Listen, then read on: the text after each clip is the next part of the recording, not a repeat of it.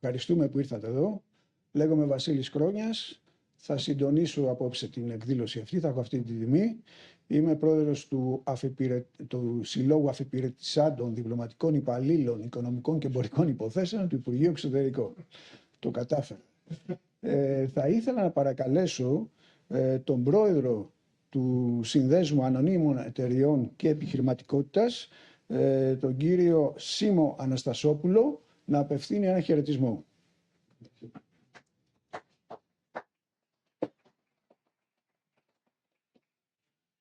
Ευχαριστώ κύριε Σκρόνια. Καλησπέρα σας και χρόνια πολλά.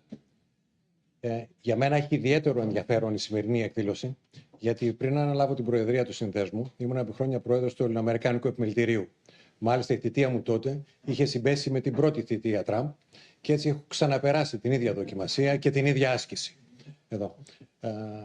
Έχουμε εκλεκτούς καλεσμένους σήμερα. Πρέπει να πω ότι τον κύριο Βάλε είχα γνωρίσει εκείνα τα χρόνια, όταν ήταν εμπορικός ακόλουθος στην Ουάσιγκτον τότε, και η συνεργασία μας πάει πολύ μακριά.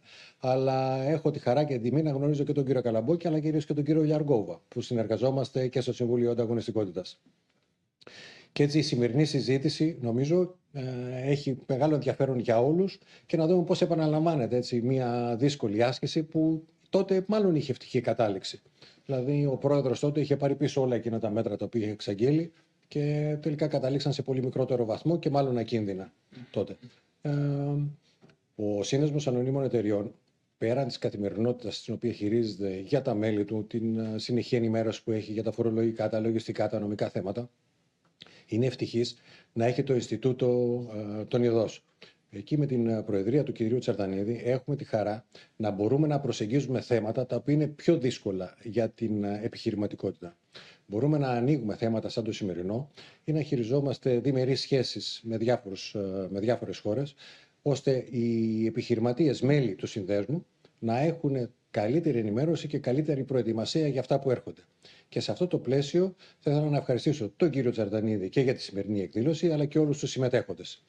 Η εκδήλωση έχει πολύ μεγάλο ενδιαφέρον και έτσι μαζί σας θα παρακολουθήσω κι εγώ να δω τι μέλη γενέστε, κύριε Σκρόνια, με αυτά που μας έρχονται από πλευράς Τραμπ. Σας ευχαριστώ πολύ για την παρουσία σας και για την υποστήριξή σας. Καλή τιμή. Τώρα παρακαλώ τα μέλη του πάνελ μας να προσέλθουν, να λάβουν θέσεις.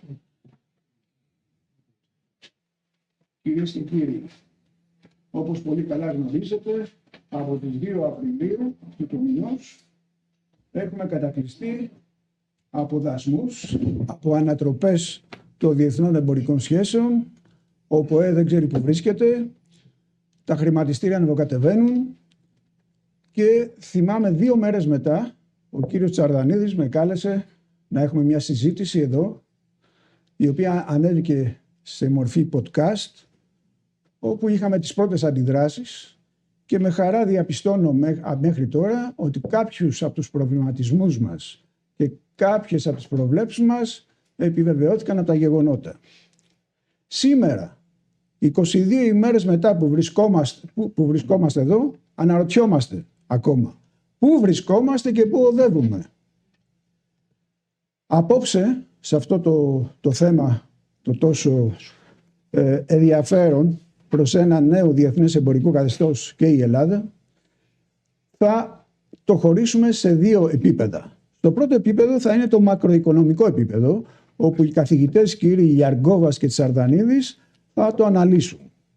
Στο δεύτερο επίπεδο, στο μικροοικονομικό, δηλαδή το διμερές εμπόριο, τις τάσεις μεταξύ ΗΠΑ και Ελλάδος κλπ., θα μας το αναλύσει ο πρόεδρος του Πανελληνίου Συνδέσμου Εξαγωγών κ. Καλαμπόκης και ο συνάδελφός μου κ. Βάλας. Όσον αφορά, και αρχίζουμε τώρα σε λίγο, το μακροοικονομικό επίπεδο, θα απλώς επιτρέψτε μου σε 1,5 λεπτό να θέσω ένα γενικότερο προβληματισμό για συζήτηση αργότερα, που αναπτύσσεται τώρα διεθνώς, αλλά και λίγο ακόμα στην Ελλάδα. Μερικοί λένε ότι δεν είναι μόνο θέμα δασμών. Είναι απλώς μια νέα εποχή και οι αιτίες είναι διάφορες. Όπως π.χ. ότι μπορεί να είναι μια κλασική νομισματική, πολιτική και γεωπολιτική κατάρρευση και μια υποδιαμόρφωση νέα παγκόσμια τάξη πραγμάτων. Δηλαδή να μην περιοριστούμε στο θέμα δασμοί, αλλά αυτό εξηγεί το φαινόμενο δασμοί. Και μερικοί από τους λόγους είναι το υπερβολικό ανερχόμενο μη βιώσιμο χρέος, παγκόσμιο χρέος, που ανέρχεται σε 318 τρισεκατομμύρια δολάρια, ή εμπορικές και κεφαλαιακές ανισορροπίες. Ένας άλλος λόγος είναι η παραδοσιακή πολιτική τάξη δεν φαίνεται να αντιμετωπίζει αποτελεσματικά τα χάσματα στο επίπεδο εκπαίδευσης, ευκαιριών, παραγωγικότητας, εισοδήματος και υποχωρεί υπέρ κάποιων νέων ηγεσιών, οι οποίες είναι είτε λαϊκίστικες είτε αυταρχικές. Τέλος, η τεχνολογία, η τεχνική νοημοσύνη που θα φέρει τα πάνω κάτω στα πάντα, στον οικονομικό τομέα, χρηματοπιστωτικό, στα πάντα, στην καθημερινότητα, αυτά όλα και πολλά άλλα που δεν αναφέρω τώρα, έχουν μεταξύ τους αλληλεξαρτήσεις, δημιουργούν καταρρεύσεις. Το σύστημα προσπαθεί να ισορροπήσει, αλλά σε αυτές τις περιπτώσεις στην ιστορία έχει αποδειχτεί ότι ισορροπεί με βίαιο τρόπο. Και σαν παράδειγμα, οι δασμοί του Τραμπ έχουν επιρροή, θέλουμε δεν θέλουμε, οικονομική ή νομισματική. Και προσπαθεί εμέσως να επιτύχει την αναδιάρθρωση του κρατικού χρέους των ΗΠΑ. Και για προφανούς λόγους προσπαθεί να αποδυναμώσει και το δολάριο. Βέβαια, δεν μπορεί να κάνει ό,τι θέλει ο κύριος Τραμπ, από ό,τι απεδείχθηκε, γιατί υπάρχουν οι αγορές που τον σταματούν. Και συγκεκριμένα πριν λίγο καιρό, τα κρατικά ομόλογα και η απότομη άνοδος απόδοσης των αμερικανικών κρατικών ομολόγων τον υποχρέωσαν να πάρει την απόφαση για τρίμηνη αναστολή δασμών.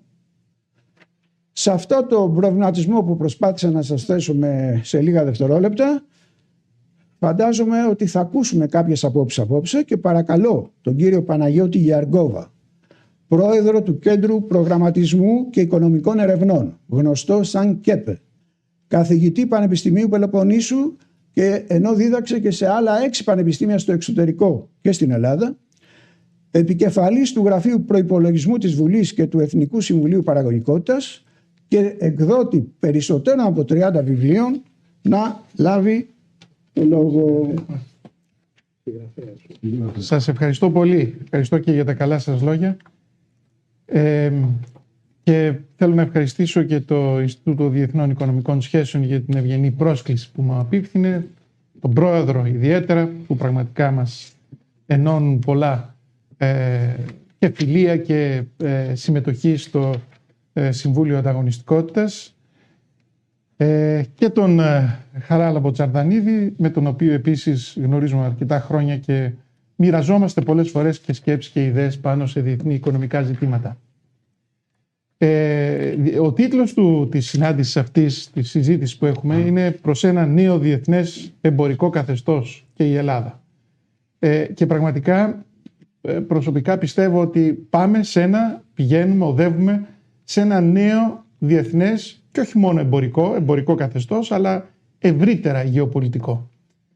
Και αυτό θα προσπαθήσω να αναλύσω στο δεκάλεπτο το οποίο έχω. Δηλαδή να εξηγήσω γιατί πρώτα γίνονται όλα αυτά, σε μια προσπάθεια να καταλάβω και εγώ, να κατανοήσω αυτά που παρατηρούμε, και με τον τρόπο με τον οποίο επιδιώκεται να γίνουν. Και θα ξεκινήσω από μια διαπίστωση που είναι σύμφωνα με τα τελευταία στοιχεία, τα στοιχεία προέρχονται από τον ΟΣΑ και αφορούν την βιομηχανική παραγωγή, τη συμμετοχή στην παγκόσμια βιομηχανική παραγωγή. Δεν θα σας απασχολήσω πολύ με νούμερα, αλλά αυτά νομίζω πρέπει είναι 2 στοιχεία τα οποία πρέπει να πούμε. Το 2000, δηλαδή πριν 2,5 δεκαετίες, οι Ηνωμένες Πολιτείες μόνες τους είχαν το 25% της παγκόσμιας βιομηχανικής παραγωγής. Το 25%, το 1/4. Η Κίνα τότε είχε το 6%. 25-6. Σήμερα η Κίνα έχει το 35% και η Αμερική το 12%. Δηλαδή ο ένας ανέβηκε, και μάλιστα πολύ, ο άλλος κατέβηκε. Για να μην πω για τη Γερμανία, η οποία έχει φτάσει στο 4%, ή χώρες άλλες, Ιταλία στο 2%, η Ευρώπη γενικώς έχει υποβαθμιστεί.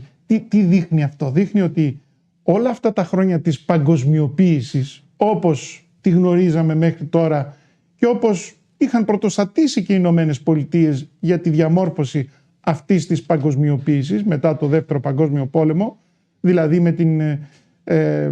με την κυριαρχία του διεθνούς εμπορίου και μετά των ξένων άμεσων επενδύσεων, των κινήσεων κεφαλαίου, τη μεταφορά των πολλών θυγατρικών εταιριών σε χώρες της Νοτιοανατολικής Ασίας συμπεριλαμβανομένης και της Κίνας. Αυτό δηλαδή όλο το οικοδόμημα που είχαμε γνωρίσει ωφέλισε, σαφώς και ωφέλισε όλο τον κόσμο, την παγκόσμια οικονομία, όλοι κέρδισαν, αλλά κάποιοι κέρδισαν περισσότερο, κάποιοι λιγότερο.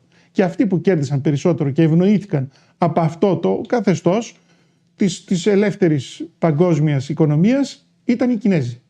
Οι Κινέζοι γιατί ωφελήθηκαν από την εγκατάσταση πολλών ξένων θυγατρικών εταιριών, μεγάλων κολοσσών στην έδρα τους, και έτσι μπόρεσαν και είχαν ένα μεγάλο απόθεμα βιομηχανικής παραγωγής, το οποίο βέβαια δεν μπορούσαν να απορροφήσουν γιατί το εισοδηματικό επίπεδο τους δεν ήταν τέτοιο για να απορροφήσει αυτό το απόθεμα βιομηχανικής παραγωγής. Και τι έκαναν? Το εξήγαγαν. Και πού το πήγαιναν αυτό γιατί ήταν κυρίως τεχνολογικά προϊόντα, μεγάλοι κολοσσοί είχαν επενδύσει και βιομηχανία και αυτοκινητοβιομηχανίες επίσης. Πού πήγαινε αυτό το προϊόν? Στην Αμερική. Και συνεχώς έκανε εισαγωγές η Αμερική, απορροφούσε δηλαδή την υπερβάλλουσα βιομηχανική παραγωγή της Κίνας. Αυτό έβλεπαν οι Αμερικανοί για τα τελευταία χρόνια. Αυτό έβλεπε και το αμερικάνικο κατεστημένο, συν το γεγονός ότι αυξάνονται τα ελλείμματα στην Αμερική, εμπορικά και δημοσιονομικά, τα χρέη. Έβλεπε την αποβιομηχάνηση, τη βλέπει και η Ευρώπη, δεν είναι μόνο η Αμερική, και βλέπαν ότι η κατάσταση έχει φτάσει στο απροχώρητο. Άρα συνεπώς με ένα μέρος λοιπόν του κατεστημένου στηρίζει τώρα τον Τραμπ. Άρα τι θέλω να πω με αυτό? Θέλω να πω ότι δεν είναι η αλλοπρόσαλη πολιτική, δεν είναι ο αλλοπρόσαλος Τραμπ ο οποίος αλλάζει τα πράγματα. Είναι ένα ολόκληρο κατεστημένο το οποίο δεν μπορεί να ανεχθεί την αποβιομηχάνηση των ΗΠΑ. Και επομένως έπρεπε να κάνει κάτι για να αποδυναμώσει την Κίνα, να αλλάξει δηλαδή τα πράγματα, και βέβαια σε επικίνδυνους καιρούς απαιτούνται παράτολμα μέτρα. Και εδώ βέβαια ο εκφραστής αυτών των μέτρων και ο βασικός εκπρόσωπος αυτής της λογικής είναι ο Ντόναλντ Τραμπ. Το ερώτημα είναι, κατά την άποψή μου, αυτή η αλλαγή του παραδείγματος, γιατί αλλάζει το παράδειγμα. Αυτό που γνωρίζαμε αλλάζει, δεν θα είναι πλέον, θα αλλάξει. Η αλλαγή του παραδείγματος πώς συντελείται? Και η απάντηση σε αυτό, κατά την άποψή μου, συντελείται με τους εξής τρόπους. Ένα μέρος αυτών είναι οι δασμοί, το εργαλείο. Άρα οι δασμοί είναι το εργαλείο για να αλλάξει ο κόσμος, για να πάμε σε ένα νέο διεθνές εμπορικό καθεστώς. Αλλά πριν από τους δασμούς, εγώ θα βάζα την αποδυνάμωση της Κίνας. Δηλαδή βασικός στόχος, ο βασικότερος στόχος όλων είναι η αποδυνάμωση της Κίνας. Πώς θα συντελεστεί αυτή? Με πολλούς τρόπους. Το βλέπουμε με την προσέγγιση της Ρωσίας. Και άλλαξε η αμερικάνικη πολιτική, προσεγγίζει τη Ρωσία, προσπαθεί να βρει ένα διέξοδο στο τελματώδη πόλεμο της με την Ουκρανία, μια ειρηνευτική συμφωνία, και η συμφωνία θα δώσει την ευκαιρία να ενισχύσει τις εμπορικές σχέσεις και της Ρωσίας με την Δύση, σε αντάλλαγμα όμως της απομάκρυνσης από την Κίνα. Αυτό θέλει. Ουσιαστικά το πρόβλημα είναι να μην αναπτύξει η Ρωσία σχέσεις με την Κίνα και έτσι ενδυναμώνεται περισσότερο η Κίνα. Επίσης, δεύτερο στοιχείο είναι η πίεση στην ΕΕ. Πιέζει την ΕΕ με διάφορους τρόπους και με την πίεση στις στον αμυντικό τομέα, αλλά και με τους δασμούς και με τα ζητήματα της ενέργειας. Ο στόχος ποιος είναι? Να καθίσει στο τραπέζι των διαπραγματεύσεων και η Ευρωπαϊκή Ένωση, να συζητήσουν με την απειλή των δασμών πάντοτε βέβαια, και να δεχτεί συμφωνίες, γιατί αν δεν δεχτεί και απομονωθεί η Κίνα, γιατί οι δασμοί εκεί δεν, κατά την άποψή μου, θα μείνουν σε κάποιο βαθμό, μπορεί να υπάρξει μια συμφωνία, αλλά θα είναι μια συμφωνία η οποία δεν θα ευνοεί τόσο πολύ την Κίνα. Η Κίνα θα ψάχνει να βρει διέξοδο στα κινέζικα προϊόντα. Αν αποκλειστεί από την αμερικάνικη οικονομία, η άλλη πιο κοντινή εισοδηματική σε εισόδημα περιοχή είναι η Ευρωπαϊκή Ένωση. Άρα θα στραφεί η Κίνα ενδεχομένως προς την Ευρωπαϊκή Ένωση για να προωθήσει την υπερβάλλουσα παραγωγή βιομηχανικών προϊόντων. Θα δεχτεί η Ευρωπαϊκή Ένωση τον κατακλυσμό βιομηχανικών προϊόντων από την Κίνα? Γιατί μιλάμε για ένα μεγάλο μέρος παραπάνω παραγωγής που δεν μπορεί να απορροφήσει η Κίνα. Και δεν μπορούν να απορροφήσουν άλλες χώρες γιατί έχουν χαμηλότερο εισοδηματικό επίπεδο. Άρα σε αυτή την περίπτωση και η Ευρωπαϊκή Ένωση θα συρθεί, κατά την άποψή μου, σε αυτό που έκανε και ο Τραμπ, δηλαδή να βάλει δασμούς, να αυξήσει περισσότερο τους δασμούς με την Κίνα. Αυτό, κατά την άποψή μου, προσπαθεί να πετύχει, δηλαδή να ανοίξει το διάβλο επικοινωνίας με τη Ρωσία, της Δύσης με τη Ρωσία, να υψώσει τύχη η Δύση συνολικά, Αμερική και Ευρωπαϊκή Ένωση απέναντι στην Κίνα, έτσι ώστε να μπορέσει να ευνοηθούν οι Ηνωμένες Πολιτείες. Με λίγα λόγια, η δασμολογική πολιτική την οποία εφαρμόζει αυτή τη στιγμή ο Τραμπ δεν είναι συγκυριακή, είναι κομμάτι μιας ευρύτερης στρατηγικής που επηρεάζει βέβαια τις αγορές, τις επενδύσεις, τις διεθνείς συμμαχίες, μετατοπίζει τις παγκόσμιες ισορροπίες με ό,τι αυτό συνεπάγεται για τη ζωή 7 δισεκατομμυρίων ανθρώπων που ζουν στον πλανήτη. Ούτε είναι και νέα η πολιτική. Προηγουμένως ο πρόεδρος εδώ είπε ότι γνώρισε την πρώτη φάση της πολιτικής του Τραμπ και στη συνέχεια έκανε πίσω, και εγώ αυτό που τουλάχιστον βλέπω και με αυτά τα μπρος-πίσω που παρατηρούμε συχνά είναι ότι είναι ένα κομμάτι μιας ευρύτερης στρατηγικής. Ήδη 75 χώρες έχουν δηλώσει την πρόθεσή τους να καθίσουν στο τραπέζι των διαπραγματεύσεων και να κάνουν εκ νέου εμπορικές συμφωνίες με την Αμερική. Το πρότυπο αυτή τη στιγμή, από ό,τι φαίνεται, διαμορφώνεται από το Βιετνάμ, δηλαδή μια συμφωνία μεταξύ Αμερικής και Βιετνάμ, το οποίο πρότυπο μπορεί να χρησιμοποιηθεί και για συμφωνίες με άλλες χώρες ή περιοχές. Άρα χρησιμοποιείται αυτό το εργαλείο, η δασμολογική πολιτική, με στόχο να αλλάξουν οι εμπορικές συμφωνίες, αλλά και να υπάρξουν και γεωπολιτικές πιέσεις οι οποίες θα διαμορφώσουν ένα νέο οικονομικό περιβάλλον. Νομίζω θα σταματήσω εδώ, δεν ξέρω αν έχω χρόνο, και επανέρχομαι. Ωραία. Ευχαριστούμε κύριε Γιαργκόβα. Μιλήσατε για την αλλαγή του παραδείγματος με τρόπο πολύ αναλυτικό και πράγματι έτσι φαίνεται ότι έχει και κάποιο αποτέλεσμα. 75 χώρες ήδη δέχονται να διαπραγματευτούν και κάτι καινούργιο μέλη γενέστε. Ας ακούσουμε τώρα την ανάλυση και τις σκέψεις του καθηγητή Χαράλαμπου Τσαρδανίδη. Ο κύριος Τσαρδανίδης έχει διδάξει σε 7 πανεπιστήμια, είναι διευθυντής του Ινστιτούτου Διεθνών Οικονομικών Σχέσεων και επίτιμος καθηγητής του Πανεπιστημίου Πελοποννήσου. Και προσωπικά θέλω, σαν πρόεδρος του Συλλόγου των Απειπηρετησάντων Διπλωματικών Υπαλλήλων ΟΕΗ, να τον ευχαριστήσω, γιατί χάρη στη συνεργασία μας ο σύλλογός μας έχει πια έδρα, το χώρο εδώ, και ευχαριστώ τον κύριο πρόεδρο που μας αμέσως το δέχτηκε και ελπίζουμε σε μια καλή συνεργασία από εδώ και πέρα. Ευχαριστώ πολύ κύριε Σκρόνια.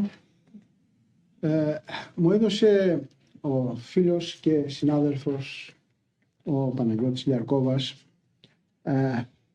μια πολύ καλή ευκαιρία. Θα πω Γιατί το λέω αυτό? Γιατί από τη μια μεριά συμφωνώ σε αυτά που είπε, αλλά από την άλλη έχω μια κάπως διαφορετική αντιμετώπιση στο τι συμβαίνει.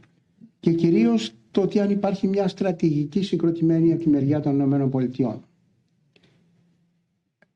Θα περιοριστώ σε δύο βασικά μέρη αυτής της εισήγησης, αν την πούμε εισήγηση. Το ένα είναι πού βρισκόμαστε σήμερα και ποια είναι τα χαρακτηριστικά της σημερινής κατάστασης.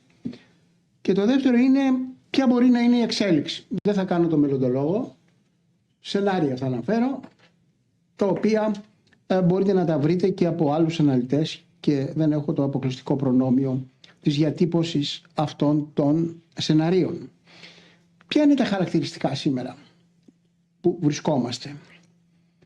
Επειδή εγώ δεν είμαι οικονομολόγος, αλλά είμαι στη διεθνή πολιτική οικονομία, δηλαδή στον κλάδο των διεθνών σχέσεων, δανείζομαι και αντιλήψεις από την ανάλυση εξωτερικής πολιτικής, δηλαδή τον τρόπο λήψης αποφάσεων. Αυτή τη στιγμή, κατά τη γνώμη μου, το σύστημα λήψης αποφάσεων των ΗΠΑ πάσχει από μια διπολική διαταραχή. Και υπάρχει το παράδειγμα βέβαια, το ότι αυτοί που παίρνουν τις αποφάσεις ιδίως στο εμπόριο έχουν χωριστεί σε δύο ομάδες. Τους μετριοπαθείς και τους Ταλιμπάν. Αυτούς που θέλουν να αλλάξουν όλη το παράδειγμα που είπε ο Παναγιώτης πάνω στο διεθνές εμπορικό σύστημα. Αυτό φάνηκε κιόλας το ότι πίστηκε από τον Υπουργό Οικονομικών ο Τραμπ να υποχωρήσει κατόπιν πιέσεων. Δεν ήταν μόνο αυτός παράγοντας, αλλά μέσα στο μηχανισμό λήψης αποφάσεων υπάρχουν διαφορετικές απόψεις. Και προχτές μάλιστα ο Υπουργός Οικονομικών έκανε πιο μετριοπαθείς δηλώσεις. Άρα αυτό είναι ένα σημάδι το ότι δεν υπάρχει συγκροτημένη πολιτική και δεν είναι τακτικισμοί ούτως ώστε ο ένας να κάνει το καλό αστυνομικό και ο άλλος τον κακό αστυνομικό. Δεύτερον, υπάρχει ως προς το ζήτημα της τακτικής, υπάρχει το σύστημα η προσέγγιση του Madman, του θεότρελου. Τα ανακατεύει όλα ούτως ώστε μετά να αρχίσει να υποχωρήσει ορισμένα πράγματα για να πετύχει αυτό που αρχικά ήθελε. Και υπάρχει φυσικά παράλληλα αυτό που οι Ρώσοι έχουν εφαρμόσει αρκετά, το de-escalation through escalation. Δηλαδή τα πάω όλα στην άκρη και μετά αρχίζω και υποχωρώ σιγά σιγά. Αυτό είναι πιο ρασιοναλιστικό, πιο ορθολογικό, και το άλλο είναι ορθολογικό γιατί υπάρχουν σε όλους τους μηχανισμούς αυτές οι διαφορετικές προσεγγίσεις. Αυτή η τακτική, εάν την εφαρμόζουν, μέχρι στιγμής κατά τη γνώμη μου έχει φέρει μηδαμινά αποτελέσματα. Και θα εξηγήσω λίγο αργότερα γιατί. Τρίτον, βρισκόμαστε σε ένα κίνδυνο εχείλησης της κρίσης σε νομισματική κρίση και αγορά ομολόγων. Αποδυναμώνεται το δολάριο, ή μάλλον να το πω διαφορετικά, ποια ήταν η μεγάλη ισχύς των ΗΠΑ μετά το Δεύτερο Παγκόσμιο Πόλεμο, η στρατιωτική τους υπεροχή, και το δεύτερο είναι το δολάριο. Βέβαια αυτό αποδυναμώθηκε ήδη σιγά σιγά το 1971, αλλά εν πάση περιπτώσει είναι το πιο αποτελεσματικό όπλο των ΗΠΑ. Αν χαθεί η εμπιστοσύνη στο δολάριο, που είναι το τελευταίο και το πιο ασφαλές καταφύγιο για τους επενδυτές, τότε όχι μόνο θα καταρρεύσει οι ΗΠΑ, αλλά και ο υπόλοιπος κόσμος. Οπότε αναγκάστηκε λοιπόν να κάνει μπρος πίσω. Κάποιος το παρατήρησε ότι η πολιτική αυτή, το μείγμα αυτής της πολιτικής, αν είναι μείγμα, είναι σαν τους φανουστάτες στο δρόμο. Πράσινο, κόκκινο, πράσινο, κόκκινο. Και δεν γνωρίζουμε εάν αυτή η εξέλιξη μπορεί να οδηγήσει σε μια δεύτερη συμφωνία Πλάζα. Αν θυμάστε, η συμφωνία Πλάζα ήταν για την εθελοντική μείωση των εμπορικών ροών από την Ιαπωνία και από άλλες χώρες, ή αυτό το μείγμα καθιστά μια τέτοια συμφωνία πια πάρα πολύ δύσκολη. Τέταρτον, κανείς δεν έχει καταλάβει τι θέλουν ακριβώς σε αυτές τις διαπραγματεύσεις οι Ηνωμένες Πολιτείες. Προχτές πήγε ο Επίτροπος Εμπορίου, υπήρχαν κάποιες διαρροές ότι απαιτούν να αλλάξουν πάρα πολλά πράγματα στην Ευρώπη, παραδείγματος χάρη να αλλάξουν τους κανονισμούς ασφάλειας, υγιεινής για τα τρόφιμα. Η Ευρώπη έχει προτείνει στην ουσία μια ζώνη ελευθέρων εμπορίου μόνο για τα βιομηχανικά προϊόντα με μηδενικούς δεσμούς. Οι Ηνωμένες Πολιτείες δεν τους ενδιαφέρει αυτό. Μιλάνε για non-tariff barriers να καταργηθούν και επίσης συστατικά στοιχεία της ίδιας της Ευρωπαϊκής Ένωσης. Παραδείγματος χάρη υπήρχε μια πρόταση για να έχουν ένα κοινό εξωτερικό δασμολόγιο οι Ευρωπαίοι με την Αμερική ως προς την Κίνα, τους ίδιους δασμούς δηλαδή. Πράγμα το οποίο αντιφάσκει με την ίδια την προοπτική της Ευρώπης και το τι θέλει να κάνει. Δηλαδή να υιοθετηθεί μια εμπορική πολιτική που θα συνδιαμορφώνεται με τις Ηνωμένες Πολιτείες. Και πάρα πολλοί, ακόμα και οι νοτιοκορεάτες που πήγανε χτες και οι Ιάπωνες δεν έχουν καταλάβει ακριβώς τι ζητά. Άρα το μείγμα πολιτικής και η στόχευση δεν είναι το τι ακριβώς θέλουν. Πέμπτον, υποστηρίζεται ότι θα πρέπει να συναυθούν περίπου, εκτός από τις 70, 90 χώρες διμερείς καινούργιες συμφωνίες. Μερικές από αυτές οι Ηνωμένες Πολιτείες είχαν κάνει ζώνη ελευθέρων συναλλαγών, όπως με την Κορέα, Νότια Κορέα. Το 2007, το 2018 την άλλαξε ο ίδιος ο Τραμπ και τώρα στην ουσία την κατάργησε. Και θέλει μια νέα συμφωνία. Δεν έχουν καταλάβει, όπως είπα, τι ακριβώς ζητάνε από τη Νέα Κορέα και επίσης 90 χώρες μέσα σε 90 μέρες, δηλαδή μέχρι τον Ιούλιο. Ηράκλειος άθλος αν το καταφέρουν. Εδώ χρειάζονται 18 μήνες για να συναυθεί μια εμπορική συμφωνία. Είσαστε πάρα πολλοί που τα γνωρίζετε αυτά. Και 45 μήνες μέσος όρος για να μπορέσει αυτή η συμφωνία να εφαρμοστεί. Και θα τα κάνει όλα αυτά σε 90 μέρες. Έκτον, η Ευρωπαϊκή Ένωση είναι σε πολύ δύσκολη κατάσταση σίγουρα. Αλλά έχει μερικά χαρτιά και μέτρα κατά του σε σχέση με τις Ηνωμένες Πολιτείες. Ένας είναι το μέτρο κατά του καταναγκασμού που μπορεί να το εφαρμόσει. Και ο νόμος για την ψηφιακή αγορά που ήδη αρχίζει και τον εφαρμόσει. Προχτές, έστω και αν έβαλε τα χαμηλότερα πρόστιμα που προβλέπονταν για την ψηφιακή αγορά της Apple και της Meta, νομίζω είναι 200 εκατομμύρια και κάτι, δεν θυμάμαι ακριβώς τον αριθμό, αλλά είναι τα χαμηλότερα που μπορούσε να βάλει. Μετά η Ευρωπαϊκή Ένωση έχει τη δυνατότητα να κάνει μια συμφωνία των προθήμων στο εμπορικό τομέα. Με το Ηνωμένο Βασίλειο, με την Ιαπωνία, με την Κορέα, την Αυστραλία, με την Ινδία, τον Καναδά, το Μεξικό. Ήδη πολλές από αυτές τις χώρες οι ίδιες το ζήτησαν, όπως ο Καναδάς, να επικυρώσει επιτέλους την συμφωνία με τη Λατινική Αμερική, το Μερκοσούρ, και να αναπτύξει σχέσεις και με τις χώρες της Ανατολικής Ασίας, κυρίως με το Asian Bloc. Όχι μόνο στο εμπόριο, αλλά και στην προστασία την κλιματική, για την προστασία των περιβάλλων και για την φορολόγηση των πολυεθνικών.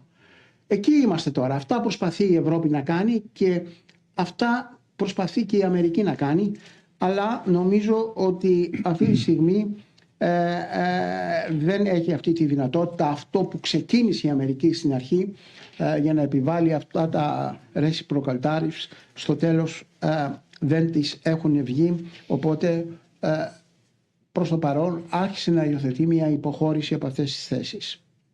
Ποια μπορεί να είναι η εξέλιξη? Πρώτον, ένα σενάριο είναι η αποδιοργάνωση τελείως του διεθνούς εμπορίου. Κυρίως αν οι Ηνωμένες Πολιτείες επιμείνουν σε αυτή την πολιτική και μέχρι τον Ιούλιο επαναφέρουν αυτούς τους ανταποδοτικούς φόρους. Να φανταστείτε ότι στην Κίνα έχουν οι δασμοί στην Κίνα δεν είναι 145. Φτάνουν σε μερικά προϊόντα τα 240%. Γιατί θα πρέπει να υπολογίσουμε και 100% σε μερικά προϊόντα που έχει ήδη επιβάλει οι Ηνωμένες Πολιτείες επί Προέδρου Biden. Άρα αυτή η αποσύνδεση των δύο μεγαλύτερων οικονομιών της Κίνας με τις Ηνωμένες Πολιτείες θα δημιουργήσει κινδύνους η αποδιοργάνωση του διεθνούς εμπορίου και ίσως όχι αναγκαστικά, μια παγκόσμια ύφεση, τουλάχιστον όχι για φέτος, ίσως για το 2026. Και αν υπάρξουν και δευτερογενή εμπορικά εμπόδια σε τρίτος, αυτή τη στιγμή αυτό γίνεται. Οι Ηνωμένες Πολιτείες λένε στους συμμάχους τους να επιβάλλεται εμπόδια στην Κίνα. Νομίζω το ανέφερε ο κύριος Γιαρκόβας. Και η Κίνα λέει στους δικούς συμμάχους, συμπεριλαμβάνουν και του Βιετνάμ, γιατί το Βιετνάμ εξαρτάται από την εισρωή επενδύσεων από την Κίνα, αλλά και από τις εξαγωγές προς την Αμερική. Εάν τολμήσετε κάτι τέτοιο, θα αντιμετωπίσετε τα δικά μας μέτρα. Δεύτερον, στον αντίποδα αυτού του απεσιόδοξου σεναρίου είναι να δημιουργηθεί ένα νέο πολυπολικό σύστημα, κατά το πρότυπο που πρότεινε μετά τον πόλεμο ο Κέινς, ούτως ώστε να υπάρχει μια ισορροπία ανάμεσα στα κράτη τα οποία έχουν πλεονάσματα εμπορικά,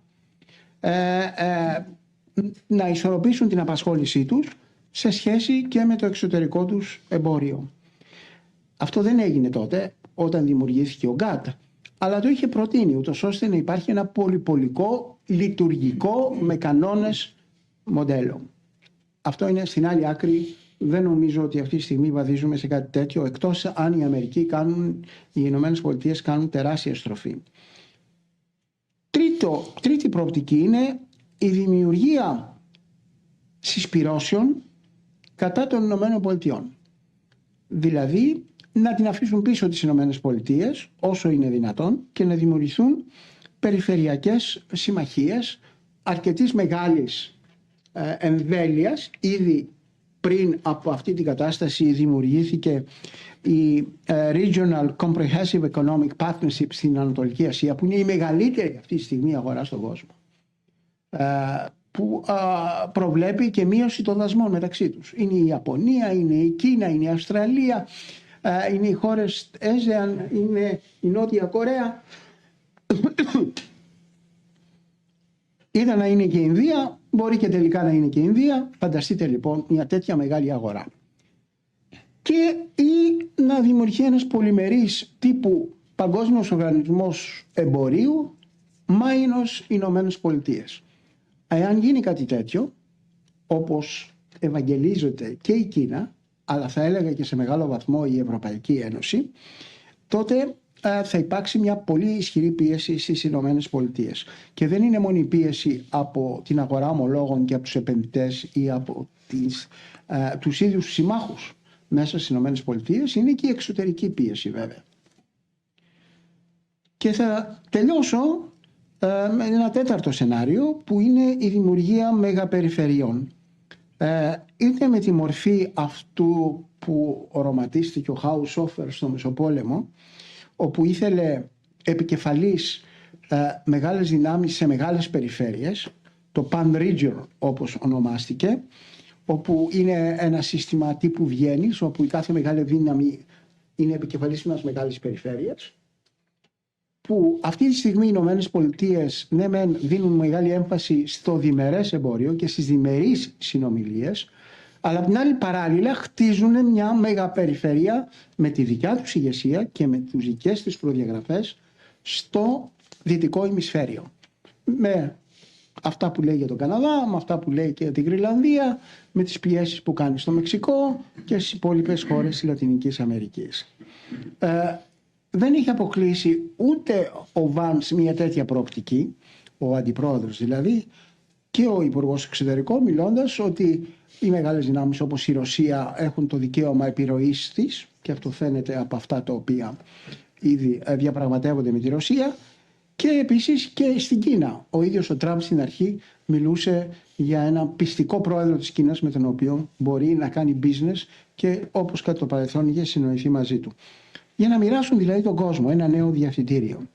Ή μπορεί να εξελιχθεί σε ενοποιημένες περιφερειακές ενότητες που μπορεί να έχουν εμπόριο μεταξύ τους, αλλά ανταγωνίζονται σφόδρα στο διεθνές στίβο. Εγώ αυτό βλέπω, και για να συμπεράνω και θα επιμείνω, μπορεί και να κάνω λάθος, δεν είμαι σίγουρος αν οι Ηνωμένες Πολιτείες έχουν μια συγκροτημένη στρατηγική αυτή τη στιγμή και δεν λύνουν το πρόβλημα που είναι πράγματι, όπως το περιέγραψε ο κύριος Λιαρκόβας, του μεγάλου ελλείμματος που έχουν οι Ηνωμένες Πολιτείες και της μείωσης της οικονομικής τους δύναμης.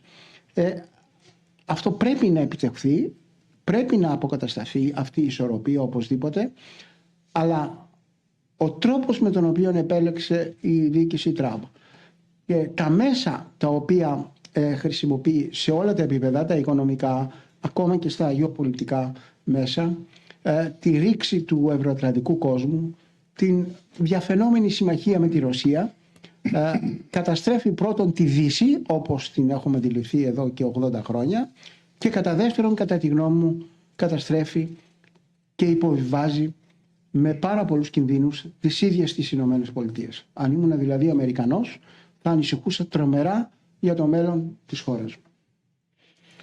Ευχαριστούμε κύριε Τσαρτανίδη. Πράγματι το σενάριο που παρουσιάσατε διαφέρει λίγο από αυτό του κυρίου Γιαργκόβα και πιο πολύ προσωπικά το ασπάζομαι, αλλά είναι θέμα προσωπικό αυτό.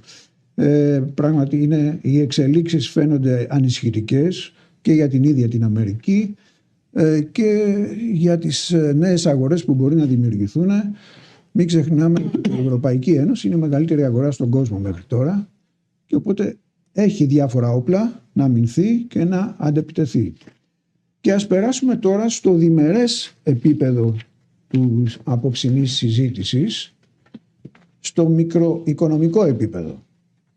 Ποιες θα είναι οι επιπτώσεις στη χώρα μας, ίσως και στην Ευρώπη, από αυτά τα πρόσφατα μέτρα του κυρίου Τραμπ. Ας αρχίσουμε με τον επιχειρηματία και πρόεδρο του Πανελλήνιου Συνδέσμου Εξαγωγέων και του Συνδέσμου Εξαγωγέων Κρήτης, τον κύριο Άλκη Καλαμπόκη, ο οποίος συνδυάζει και θεωρία και πράξη. Λοιπόν, καταρχήν, ευχαριστώ πάρα πολύ για την πρόσκληση. Είναι ιδιαίτερα τιμητική η πρόσκληση, γιατί βρίσκομαι με ανθρώπους στους οποίους προστάω το ερέθισμα του να είμαι σήμερα σε αυτό το χώρο. Θα αναφέρω δύο, γιατί πρέπει να το πω. Είναι ο κύριος Τζεν και είναι ο κύριος Κουναλάκη. Πολύ γρήγορα, για όσοι δεν με ξέρετε, είμαι από τη Σιτία της Κρήτης, από μια μικρή οικογενειακή επιχείρηση που εξελίχθηκε διαχρονικά. Κάποια στιγμή λοιπόν το επιμελητήριο Λασιθίου έκανε μια ημερίδα και φώναξε τον κύριο Τζεν να μιλήσει για εξαγωγές. Έπαιρνα λοιπόν και εγώ ως μικρός νέος, ας πούμε, επιχειρηματίας τις προσκλήσεις, λέω εξαγωγές, τι είναι αυτό το πράγμα, ρε. Να πάω να δω. Πήγα λοιπόν, τον άκουσα και αυτό ήταν το πρώτο έτσι ερέθισμα για αυτόν τον νέο κόσμο, αυτό το μεγάλο κόσμο που είναι πολύ διαφορετικός από ένα μικρό κόσμο, όπως είναι ο μικρό κόσμος μιας μικρής επαρχιακής πόλης της Σιτίας της Κρήτης. Το δεύτερο ερώτημα ήταν ότι ήμουν σε ένα ταξίδι σε ένα αεροπλάνο και καθόταν δίπλα μου ο Λάμπης ο Κουναλάκης. Πιάσαμε την κουβέντα κατά τη διάρκεια του ταξιδίου, μεγαλύτερος γάρ και οι δύο μεγαλύτεροι. Του λέω, τι κάνετε εσείς? Μου λέει, είμαι εμπορικός ακόλουθος. Πλασιέ είναι, ας πούμε, αυτό το πράγμα.